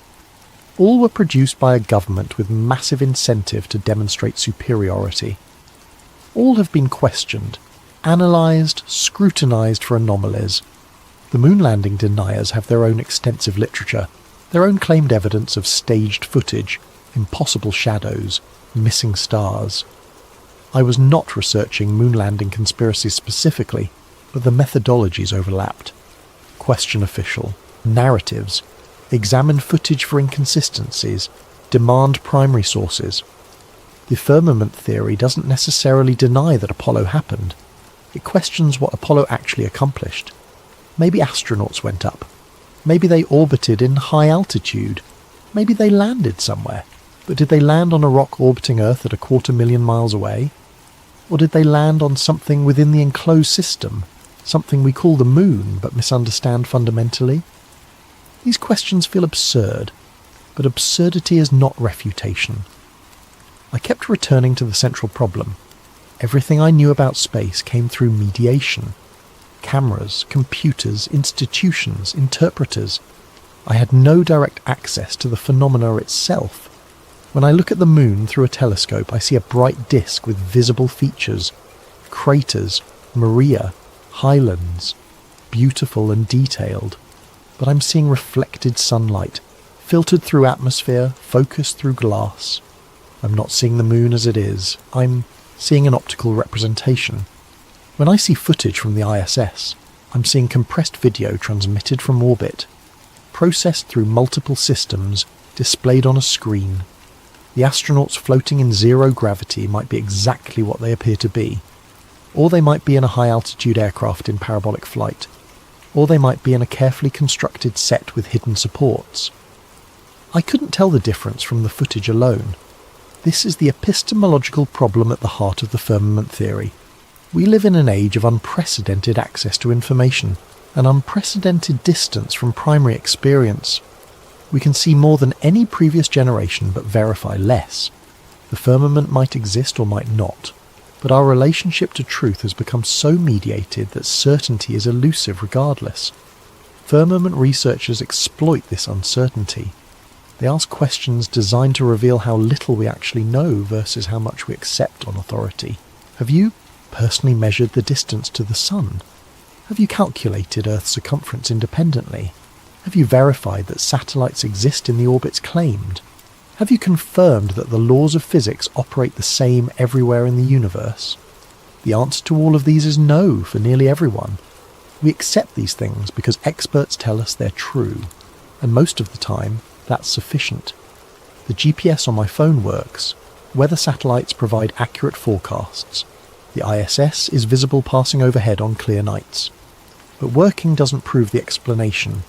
A geocentric model with complex epicycles also worked within its limits. Ptolemy's calculations produced accurate predictions for centuries. The model was useful without being true. Maybe our current model is the same. Useful, predictive, explanatory within certain bounds, but fundamentally wrong about the underlying structure of reality. The firmament theory suggests that we are not lied to so much as given interpretations that serve institutional purposes. The data might be real, the interpretation might be convenient, and in a world where direct verification is impossible, convenience can masquerade as truth indefinitely. Chapter 6. Antarctica and the Edge. Antarctica appears in almost every firmament discussion, often as the single most important piece of evidence for the theory. The claim is straightforward. Antarctica is not just a continent, it is a boundary. Not the southern edge of a spherical Earth, but the outer edge of the known world encircling everything else. In the firmament model, Antarctica functions as a perimeter, a wall of ice that surrounds the oceans and continents, marking the limit of the enclosed system. Beyond Antarctica, if the theory is correct, lies nothing, or something unknowable, or the edge of the firmament itself. This idea is not new.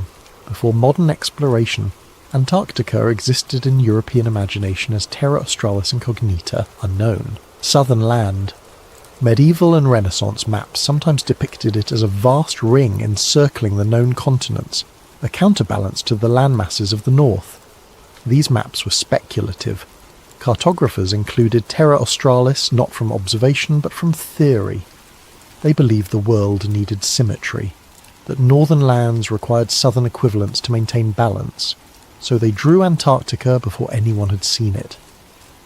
When actual exploration began in the 18th and 19th centuries, the picture that emerged was complicated.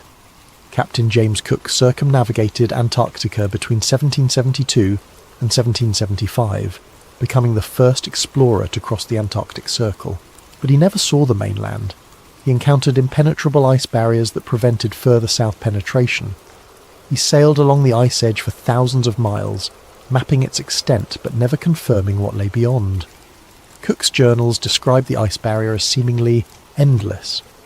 He would sail parallel to it for days, weeks, always finding more ice, never finding passage.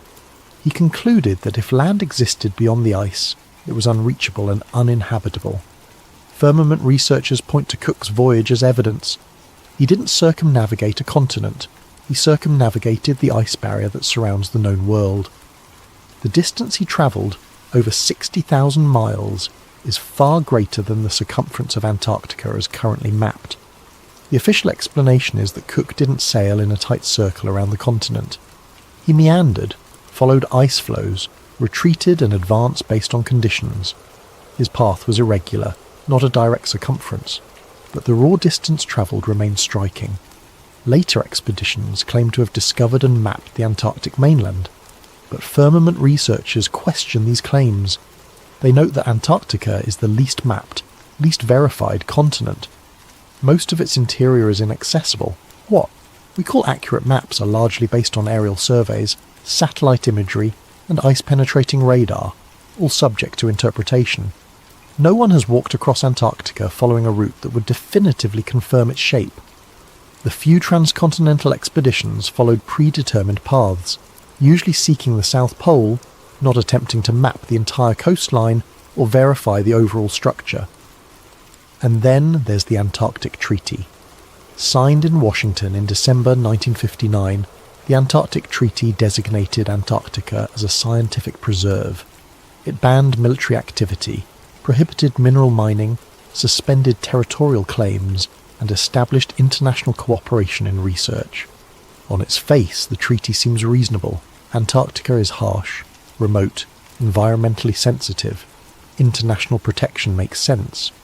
But firmament theorists see something else.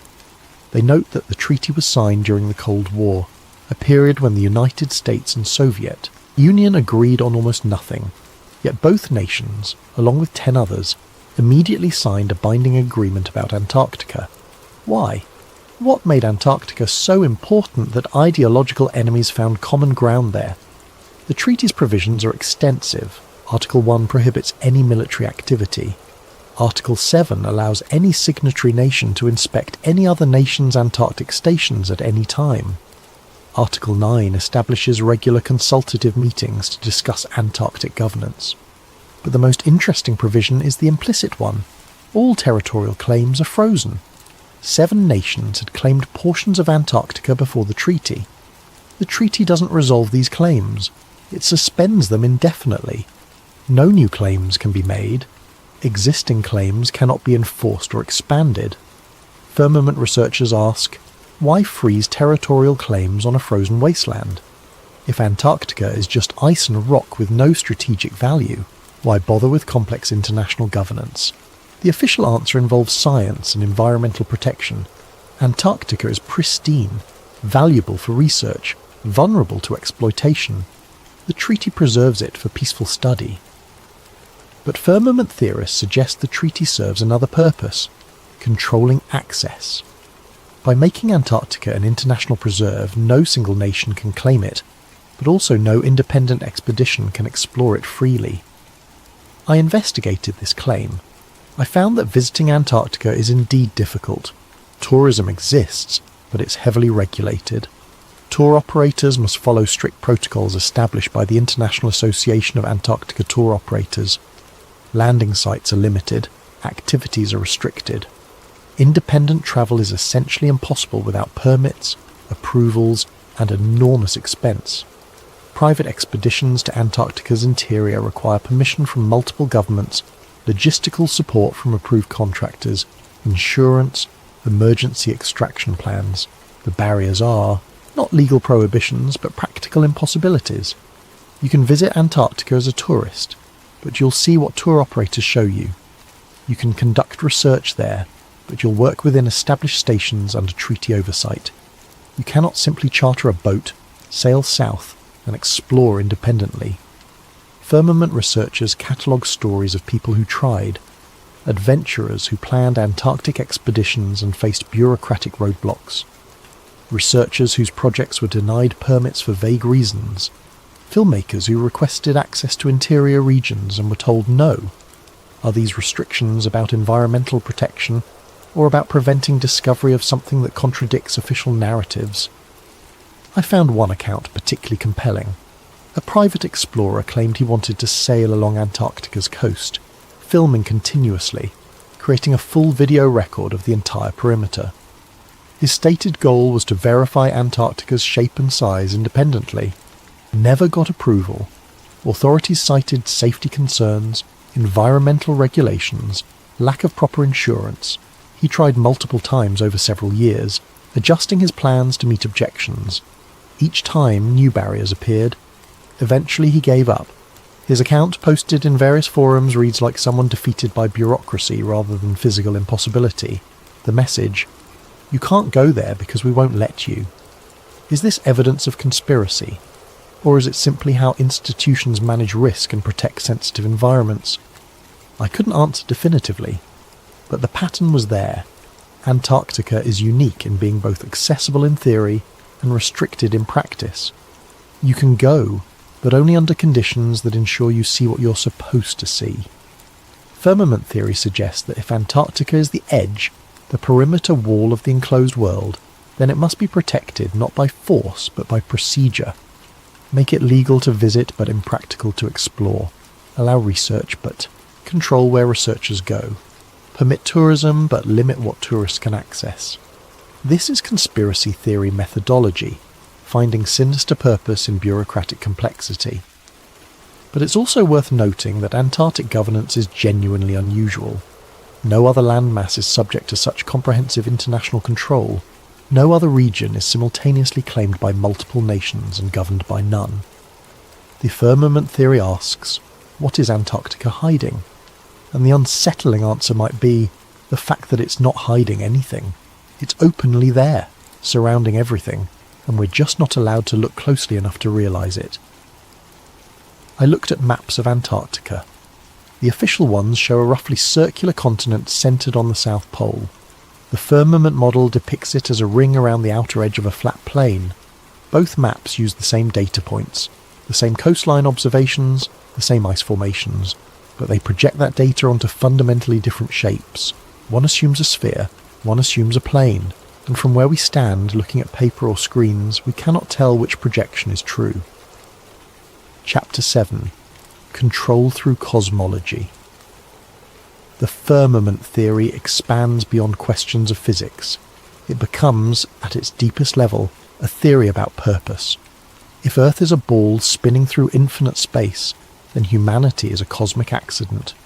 We are the product of random processes, isolated in a vast and indifferent universe. There is no centre. There is no purpose. There is only the cold mathematics of matter and energy. This is not incidental to modern cosmology. It is foundational. I started reading the history of how scientific cosmology displaced religious cosmology. The shift from geocentrism to heliocentrism is often presented as purely scientific. Better observations, better mathematics, better explanation. But the philosophical implications were just as significant as the technical ones. The geocentric model placed humanity at the centre of creation. Not the physical centre necessarily, but the focal point. Everything revolved around Earth. The heavens moved for us to observe. The sun existed to give us light and warmth. The stars marked time and season for our benefit. This was not vanity. It was coherence. If God created the universe, and creation had a purpose, then humanity's position at the centre made theological sense. We were the purpose. The cosmos existed in relation to us. The heliocentric model shattered that coherence. Suddenly Earth was just another planet, orbiting just another star in just another galaxy among billions. We were not central. We were peripheral, cosmically insignificant. Copernicus understood this. That's why he hesitated to publish. He knew the implications extended beyond astronomy into theology. If Earth is not the centre, then what is humanity's relationship to the divine? Giordano Bruno took the next step. He proposed that the universe was infinite, filled with countless stars and planets, possibly harbouring other life. He was burned at the stake in 1600, officially for heresy, but the specific heresy was cosmological, denying the uniqueness of Earth and humanity. The Church resisted heliocentrism, not because of stubbornness, but because they understood what was at stake. If the cosmos has no centre, then it has no hierarchy. If it has no hierarchy, then it has no order imposed by divine will. If there is no divine order, then there is no transcendent meaning. Modern secular thinkers celebrate this as liberation from superstition. We don't need cosmic purpose. We create our own meaning. We are free from the burden of predetermined significance. But firmament theorists ask, what if that freedom is actually loss? If Earth is enclosed, if we live inside a created system with boundaries and structure, then everything changes. We are not random. We are placed. We are contained. We are perhaps observed. Purpose becomes possible. Again, not as human construction, but as cosmic fact. The psychological implications are profound. An infinite universe invites nihilism. A bounded creation invites meaning. And meaning, whether comforting or terrifying, changes how people live. I found myself thinking about Friedrich Nietzsche's proclamation, God is dead. He didn't mean this literally. He meant that modernity had made God unnecessary. The infinite mechanical universe explained itself without divine intervention. Humanity no longer needed theology to understand the cosmos. But Nietzsche also understood the consequences. If God is dead, if cosmic purpose disappears, then we face the abyss of meaninglessness. The death of God was not victory, but crisis. We killed God, Nietzsche wrote, and now we must become gods ourselves to be worthy of the deed. Modern culture has not become godlike. It has become fractured, anxious, searching desperately for meaning in a universe that offers none. Depression, suicide, addiction, despair. These are not just personal failures, but existential responses to cosmic insignificance. Firmament researchers argue that this is intentional, not that specific individuals conspired to make people miserable, but that the shift from bounded creation to infinite void served powerful interests. If humanity has no cosmic purpose, then purpose becomes whatever authorities define it as: work, consumption, national service, ideological commitment. These fill the void left by transcendent meaning. People without cosmic significance are easier to control because they must find significance somewhere, and institutions are happy to provide it. This sounds paranoid, but it's also historically demonstrable. The rise of totalitarian ideologies in the 20th century coincided with the full internalization of cosmic meaninglessness. Fascism, communism, various nationalisms all offered collective purpose to replace lost cosmic purpose. Even liberal democracy, with its emphasis on individual freedom and material prosperity, functions as a substitute meaning system. We are free to pursue happiness, which in practice means pursuing wealth, status, pleasure. These are not nothing, but they are not cosmic significance either. The firmament theory suggests that cosmology is not neutral. How we understand the sky shapes how we understand ourselves. An infinite void produces one kind of human. A bounded creation produces another. I thought about medieval Europe, often dismissed as superstitious and backward. But medieval people lived in a cosmos saturated with meaning. Every star was an angel. Every planet had divine significance. The heavens declared the glory of God. Life was hard, often brutal, but it was not meaningless. Modern people live in comfort unimaginable to medieval peasants. We have technology, medicine, leisure, but we also have epidemic rates of depression, a mental health crisis that shows no signs of abating despite increasing access to treatment. Could this crisis be cosmological? Could the loss of a meaningful universe create psychological damage that no amount of therapy or medication can fully address? Firmament theorists believe so. They argue that returning to a bounded cosmos, re-establishing Earth as a created place rather than a cosmic accident, could restore meaning not as belief, but as fact. This is where the theory becomes most controversial, because if the firmament exists, then someone created it. And if someone created it, then we must ask why, and what they want from us, and what happens if we ignore their purposes. These are theological questions masquerading as cosmological ones. Science is not equipped to answer them. Science deals with mechanism, not meaning. It can tell us how things work, but not why they exist or what we should do about it.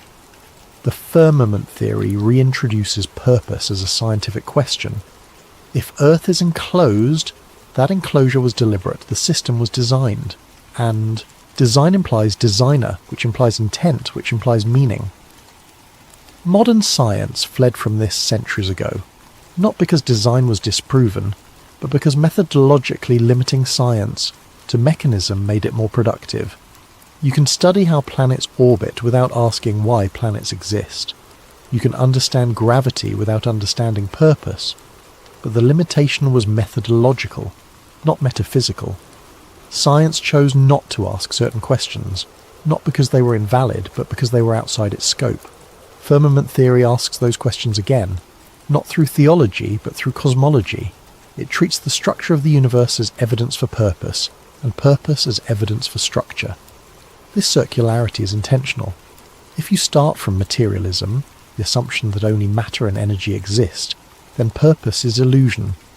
But if you start from purpose, the assumption that existence has meaning, then materialism is incomplete. The choice between these starting points is not scientific, it's philosophical. And philosophy, unlike science, does not settle questions through experiment. It settles them through commitment. Modern culture committed to materialism, not because it was proven true, but because it was useful. It enabled technological progress, economic growth, social engineering. It made the world predictable, controllable, exploitable.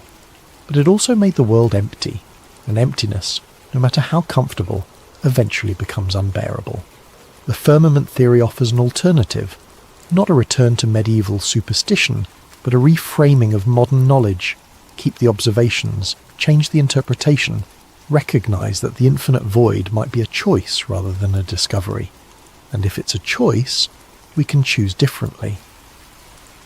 Chapter 8. The Psychological Barrier. The strongest argument against the firmament theory is not scientific. It's psychological. The idea of a solid sky feels impossible, not unlikely, not improbable, impossible in a way that bypasses reason and settles directly into instinct. We have internalized the infinite universe so completely that questioning it feels like questioning reality itself. It's not that we've examined the evidence and found the firmament lacking.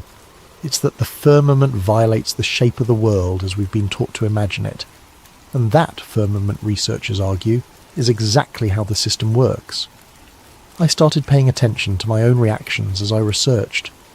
Every time I encountered a firmament claim that felt compelling, I noticed a reflex, a voice in my head that said, "This can't be true." Not "this doesn't seem true," or "I need more evidence." Simply, "This can't be true." That reaction was automatic, instantaneous, occurring before any conscious evaluation of the claim itself. I recognized it as cognitive dissonance, the psychological discomfort that occurs when new information contradicts existing beliefs. The human mind resists this discomfort. We have multiple strategies for reducing it: rejecting the new information, reinterpreting it to fit existing beliefs, or creating rationalizations that allow both to coexist. What we rarely do is actually change the foundational belief, because foundational beliefs are integrated into our entire understanding of reality. Changing them means rebuilding from scratch. The firmament theory, if true, would require exactly that kind of rebuilding. Everything I learned about the universe, from elementary school through university, would need to be re-examined. Not just astronomy, but physics, geology, history, philosophy. The entire edifice of modern knowledge rests on certain cosmological assumptions. If those assumptions are wrong, the edifice doesn't just modify, it collapses. This is terrifying. Not intellectually terrifying, but existentially so. It means that the authorities I trusted were wrong. The institutions that educated me failed. The consensus, reality I share with billions of people, is mistaken. More than mistaken, constructed. Built deliberately to produce a certain kind of understanding, a certain kind of human being. I found myself thinking about education, how we learn about the universe from childhood. Picture books showing the solar system, the planets orbiting the sun, Earth as a blue marble floating in black void. These images are presented as photographs, as direct representation of reality, but they're not. They're artist renderings, composites, CGI reconstructions based on data interpreted through models. The photograph of Earth from space that hangs in classrooms is usually a composite of multiple images stitched together and colour-corrected for visual appeal. Nothing wrong with that inherently, but we're not told it's a composite.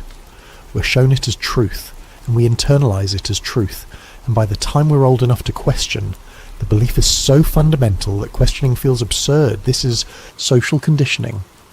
Not in the sinister sense of deliberate brainwashing, but in the mundane sense of how cultures transmit worldviews. Every society teaches its children a cosmology. Medieval Europe taught bounded heavens and divine hierarchy. Ancient Egypt taught the sky goddess Nut arching over the earth. Modern society teaches infinite space and cosmic insignificance. None of these cosmologies is self-evident. All require teaching, reinforcement, correction, when children's natural observations differ from approved understanding. I remembered being told as a child that the earth was round. I looked at the horizon, it appeared flat.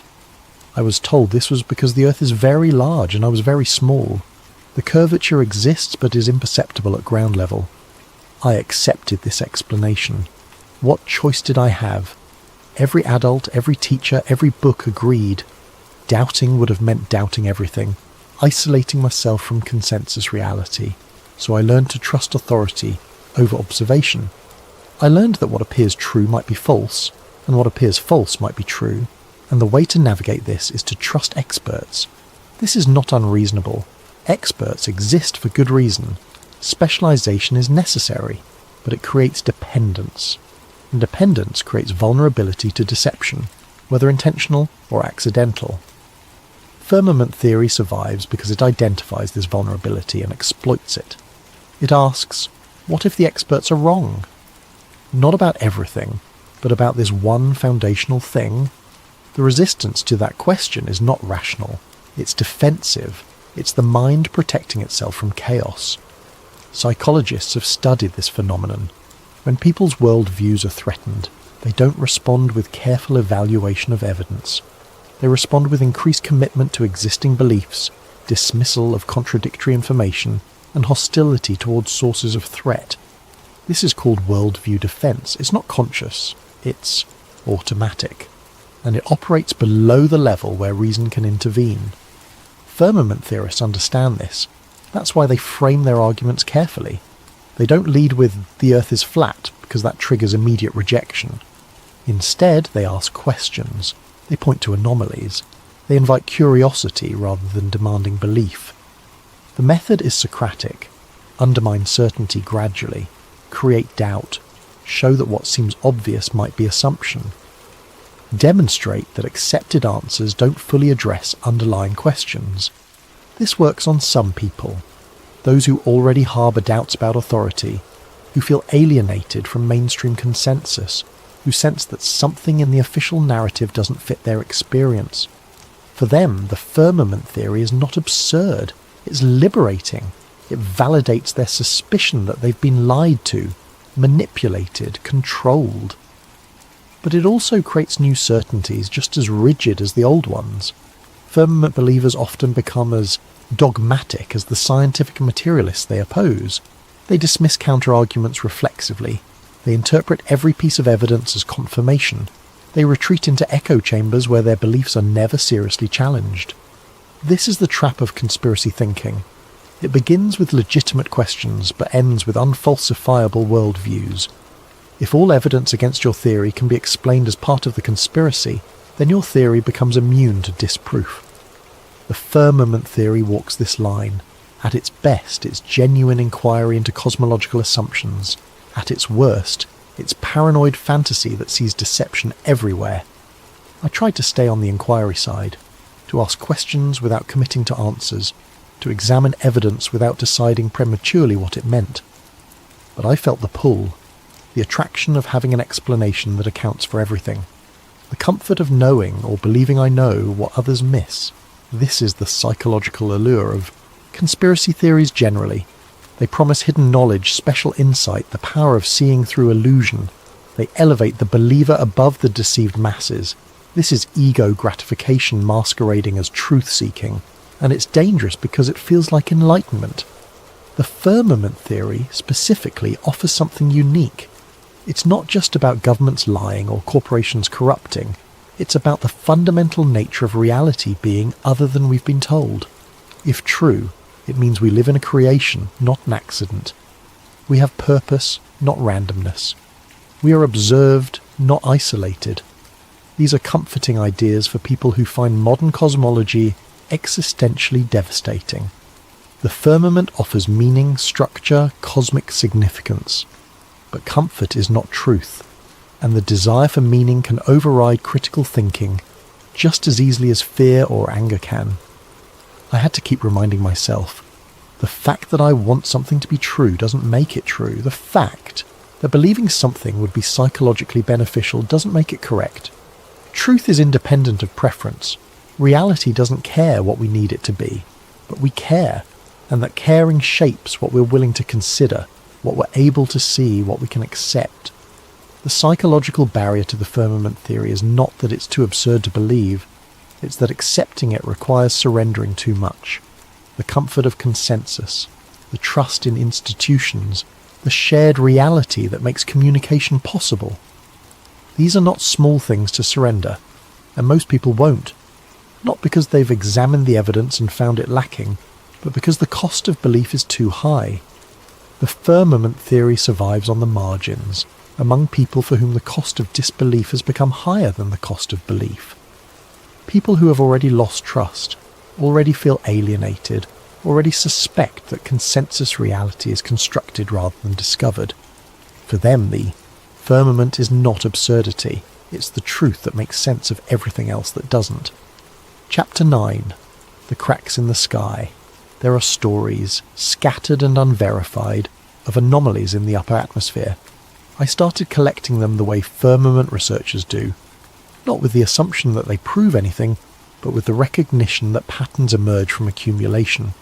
Strange sounds recorded by high-altitude balloons, hums and vibrations that don't correspond to known atmospheric phenomena. The frequency ranges are wrong for wind, too regular for turbulence, too persistent for equipment malfunction. I found a research paper from a team that launched weather balloons equipped with acoustic sensors. At altitudes above 100,000 feet, the sensors detected sounds described as humming or rumbling. The sounds occurred consistently at similar altitudes across multiple launches. The researchers noted them in their data but had no explanation. Atmospheric pressure at that height is too low for conventional sound propagation. Yet the sensors recorded something. The paper was published in a minor journal. I found no follow-up studies. The phenomenon was noted and abandoned, filed under unexplained and forgotten. Firmament researchers catalogue this as evidence of the barrier. They suggest the sounds are the firmament resonating, vibrating, responding to pressure from below or forces from beyond. Is that what it is? Or is it electromagnetic interference misinterpreted as sound? Or some atmospheric effect science hasn't yet explained?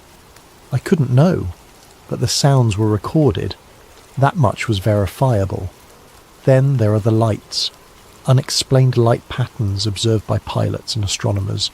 Not auroras, which are well understood. Not meteors or satellites or conventional aircraft. Something else. I read accounts from commercial pilots describing flashes above the cloud layer. Brief, intense, blue-white light that illuminates the sky at altitudes where nothing should be. The flashes don't fall like meteors. They don't move like aircraft. They appear, pulse, and vanish. One pilot described seeing these lights during a transoceanic flight. He reported them to air traffic control. They had no explanation. Other aircraft in the area saw nothing. His cockpit instruments showed no anomalies, but the lights were there, he insisted, visible for perhaps 5 or 10 seconds before disappearing. He filed a report. Aviation authorities investigated. No explanation was found. The incident was classified as unexplained atmospheric phenomenon and closed. Firmament theorists point to these reports as glimpses of the barrier. They suggest the lights are energy discharges where objects, meteors, space debris or something else, strike the firmament and disperse. In conventional cosmology, these lights might be sprites or elves, upper atmospheric electrical phenomena associated with thunderstorms, but the sightings firmament researchers catalogue occur in clear conditions without nearby storms, at altitudes higher than where sprites typically form. Again, unexplained, not proof. But the accumulation is notable. There are also reports from people who claim to have witnessed objects appearing to stop at a certain altitude. Rockets, high-altitude aircraft, even meteorites that seem to strike something invisible and bounce or disintegrate. One account described a rocket launched from a private facility, designed to reach extreme altitude. The launch was filmed. In the footage, the rocket ascends normally until it reaches approximately 300,000 feet. Then it appears to hit something. The trajectory changes abruptly. The rocket tumbles, breaks apart, and falls. The official explanation was structural failure due to atmospheric stress. But the failure occurred at an altitude where atmospheric pressure is negligible, and the change in trajectory was sudden, as if encountering resistance rather than failing from internal stress. Firmament researchers analysed the footage frame by frame. They claim the rocket didn't break from stress. It hit something solid, invisible, and shattered on impact. Could they be right? Or are they seeing what they want to see in ambiguous footage? I watched the video multiple times. The rocket does change trajectory suddenly. The breakup is rapid, but rockets are complex machines operating at extreme conditions. Failure can be sudden without requiring invisible barriers.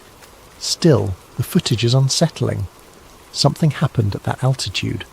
Whether it was structural failure or impact with a boundary depends on assumptions I couldn't verify. Beyond these specific incidents, there's a broader pattern that firmament researchers find meaningful: the lack of high-altitude phenomena.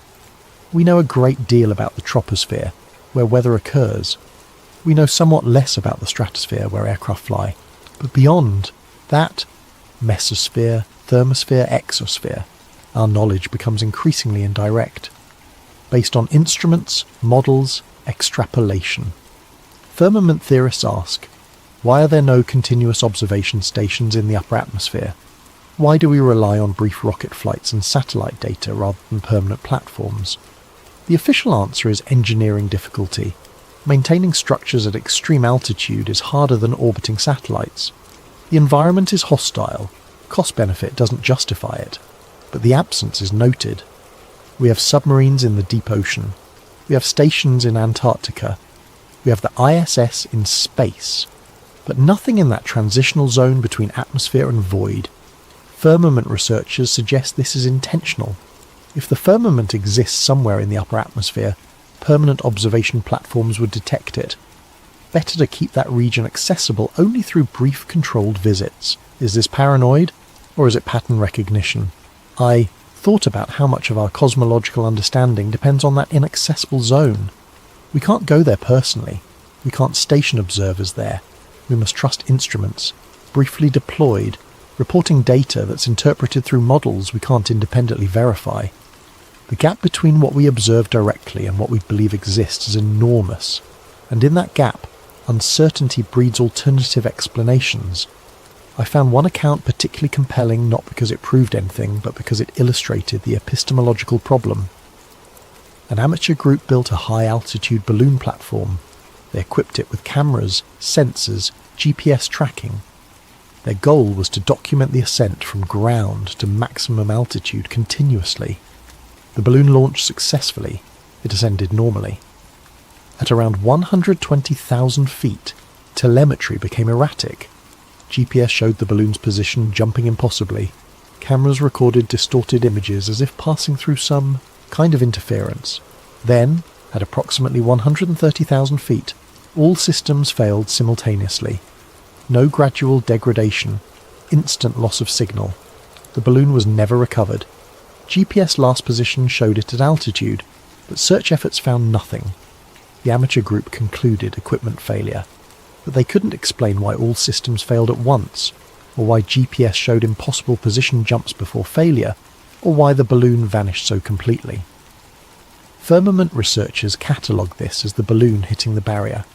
They claim the altitude, around 130,000 feet, is consistent with other incidents.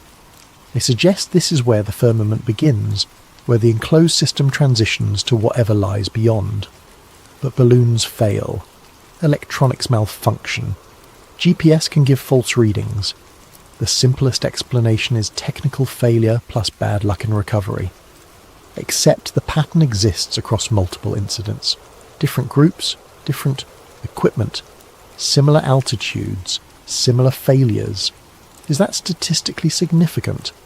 Or is it confirmation bias, selectively remembering failures that fit the theory while ignoring the hundreds of successful high-altitude balloon flights that encountered no anomalies? I didn't know. I couldn't know without comprehensive data on all high-altitude balloon flights, their failure rates, the specific altitudes where failures occur, the types of failures experienced. That data might exist somewhere, but I didn't have access to it, and without it, I was left with anecdotes, patterns that might be real or might be imagined. This is the frustration of investigating the firmament theory. The evidence is always almost compelling but never quite definitive, suggestive but not conclusive, enough to maintain curiosity but not enough to force conviction. The cracks in the sky, if they exist, are subtle, not gaping holes that prove the barrier but hints, glimpses, moments when the ordinary seems slightly wrong in ways that resist easy explanation. Firmament researchers call this the veil effect. The truth is not hidden perfectly. It shows through occasionally, but it shows through ambiguously, in ways that can always be explained away by those committed to the conventional model.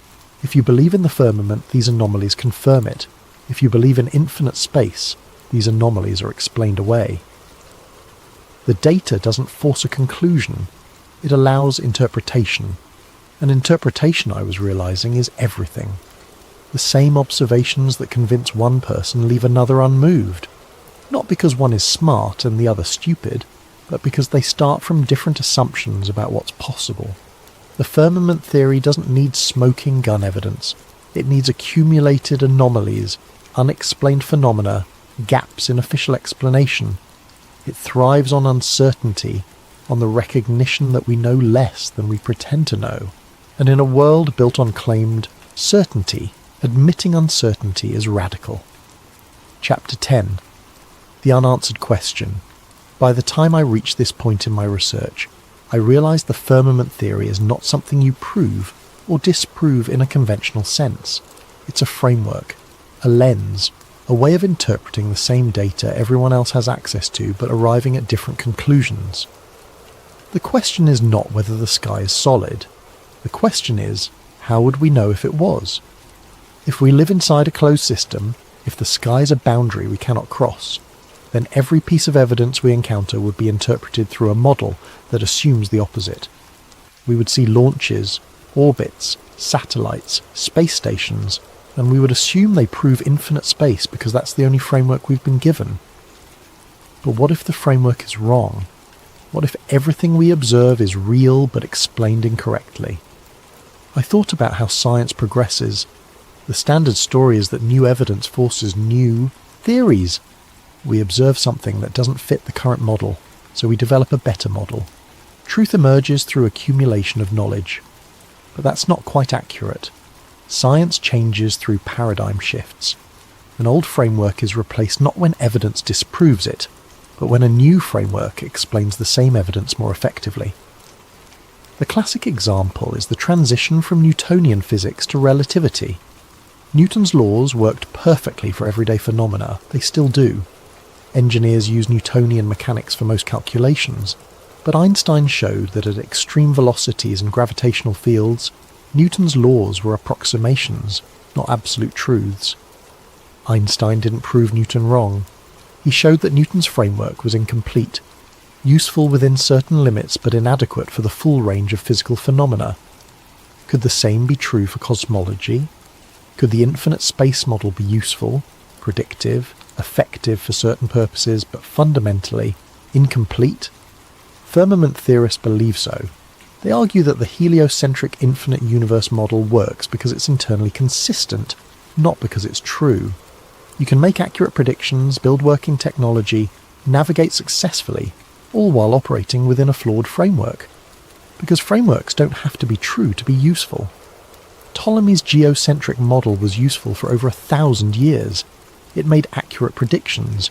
It allowed navigation, calendar keeping, astronomical observation. The fact that it was based on Earth being the centre didn't prevent it from functioning. Copernicus's heliocentric model was simpler, but it wasn't immediately more accurate. Early heliocentric calculations were often less precise than Ptolemaic ones. The model won not because it was proven true, but because, over time, it proved more adaptable, more elegant, more compatible with emerging physics. Now we have Einstein's relativity, which tells us that there is no absolute frame of reference. Motion is relative to the observer. You can describe the universe from a geocentric perspective or a heliocentric perspective, and both are mathematically valid. This is mind-bending. It means that, in a sense, the ancient geocentric model was not wrong. It was one valid description among many. Firmament theorists seize on this.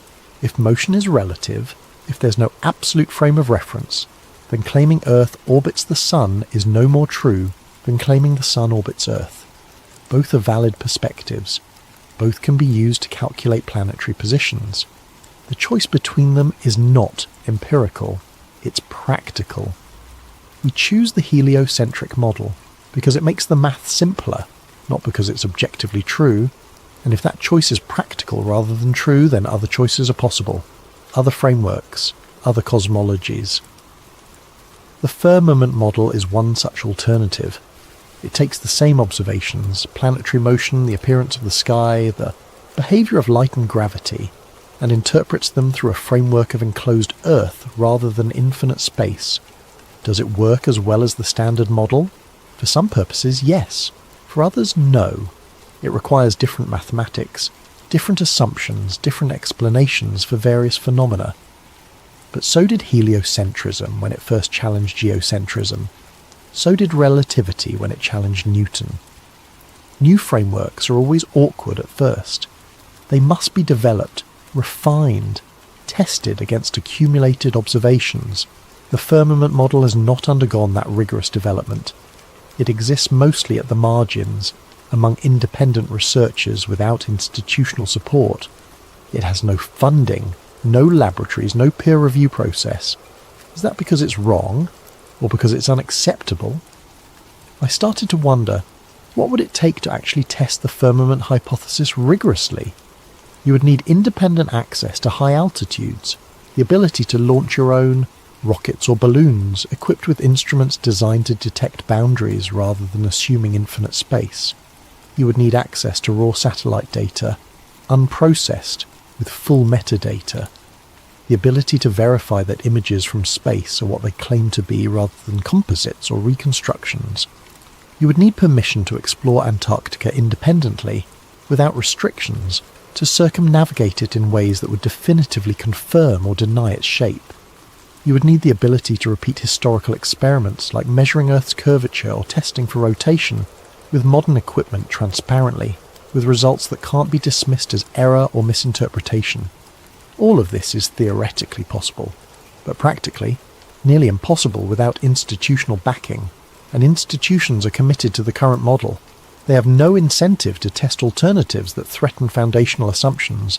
This is the epistemological trap. The people with resources to test the firmament hypothesis rigorously are the same people who would lose credibility if it were proven true. The people motivated to test it lack the resources, so the hypothesis remains untested, not disproven but not verified, existing in a liminal space between rejected idea and genuine alternative. Firmament theorists argue this is intentional. The system protects itself not through active suppression, but through structural barriers.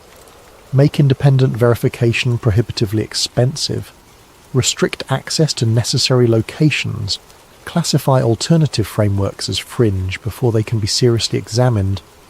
Is this conspiracy, or is it simply how institutions function? They conserve what works, they resist change, they defend their paradigms not from malice but from investment, intellectual, professional, financial. Thomas Kuhn called this normal science. The day-to-day work of science happens within accepted paradigms. Revolutionary challenges to those paradigms are rare and resisted until the accumulated anomalies become overwhelming. Have the anomalies around cosmology become overwhelming? Firmament theorists believe so. They point to dark matter and dark energy, mysterious substances invented to make observations fit the model. They point to the cosmological constant problem, the horizon problem, the flatness problem, fundamental questions in cosmology that remain unanswered. They argue that maybe these aren't problems with the details, but problems with the foundation. Maybe the model itself is wrong, and no amount of adjustment will make it right. But mainstream cosmology responds. These are puzzles, not failures. Science always has unsolved problems. That doesn't mean the framework is wrong, just incomplete. Who's right? I couldn't say. Both arguments have merit. Science is always incomplete, but sometimes incompleteness indicates deeper error. What struck me most was the realization that I couldn't decide through pure reason. The question is too large, too foundational. It touches on epistemology, metaphysics, the nature of knowledge itself. How do we know what we know? Through observation, through authority, through institutional consensus, through personal verification. Each method has strengths and weaknesses. Each can lead us astray. And when they conflict, when observation seems to contradict authority, when personal investigation challenges consensus, we must choose which to trust. That choice reveals our values, what we believe about truth, knowledge, power, and trust.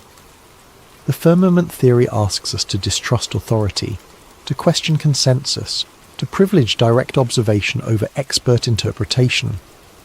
This is appealing to people who feel betrayed by institutions. It's threatening to people who depend on those institutions for meaning and structure. But it's not simply right or wrong.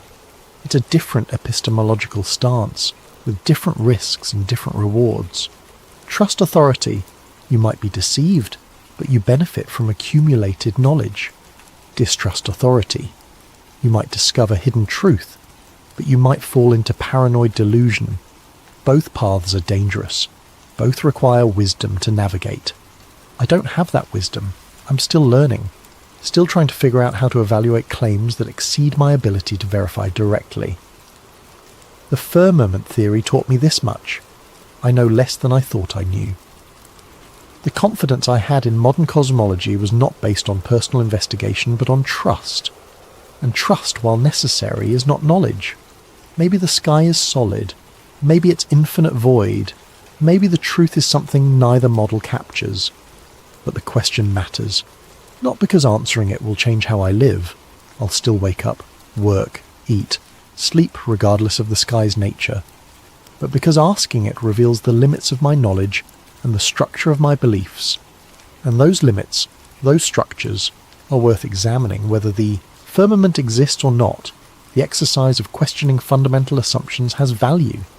It makes me more careful about certainty, more aware of how much I accept on faith, more humble about the difference between what I know and what I've been taught. And maybe that's the real purpose of the firmament theory. Not to prove the sky is solid, but to prove that we're still capable of asking. The resistance to that question, the immediate dismissal, the reflex that says this is too absurd to consider. That resistance might be the most interesting data of all. Because if the sky is solid, if we live in a contained world, then the system would not need to hide it perfectly. It would only need to make the idea of questioning it feel absurd, and it has succeeded. Epilogue. Living under a ceiling. I looked up at the night sky after finishing my research. It looked exactly the same as it always had. Calm, infinite, open. The stars were bright. The moon hung low on the horizon. The key of darkness stretched on forever, or seemed to.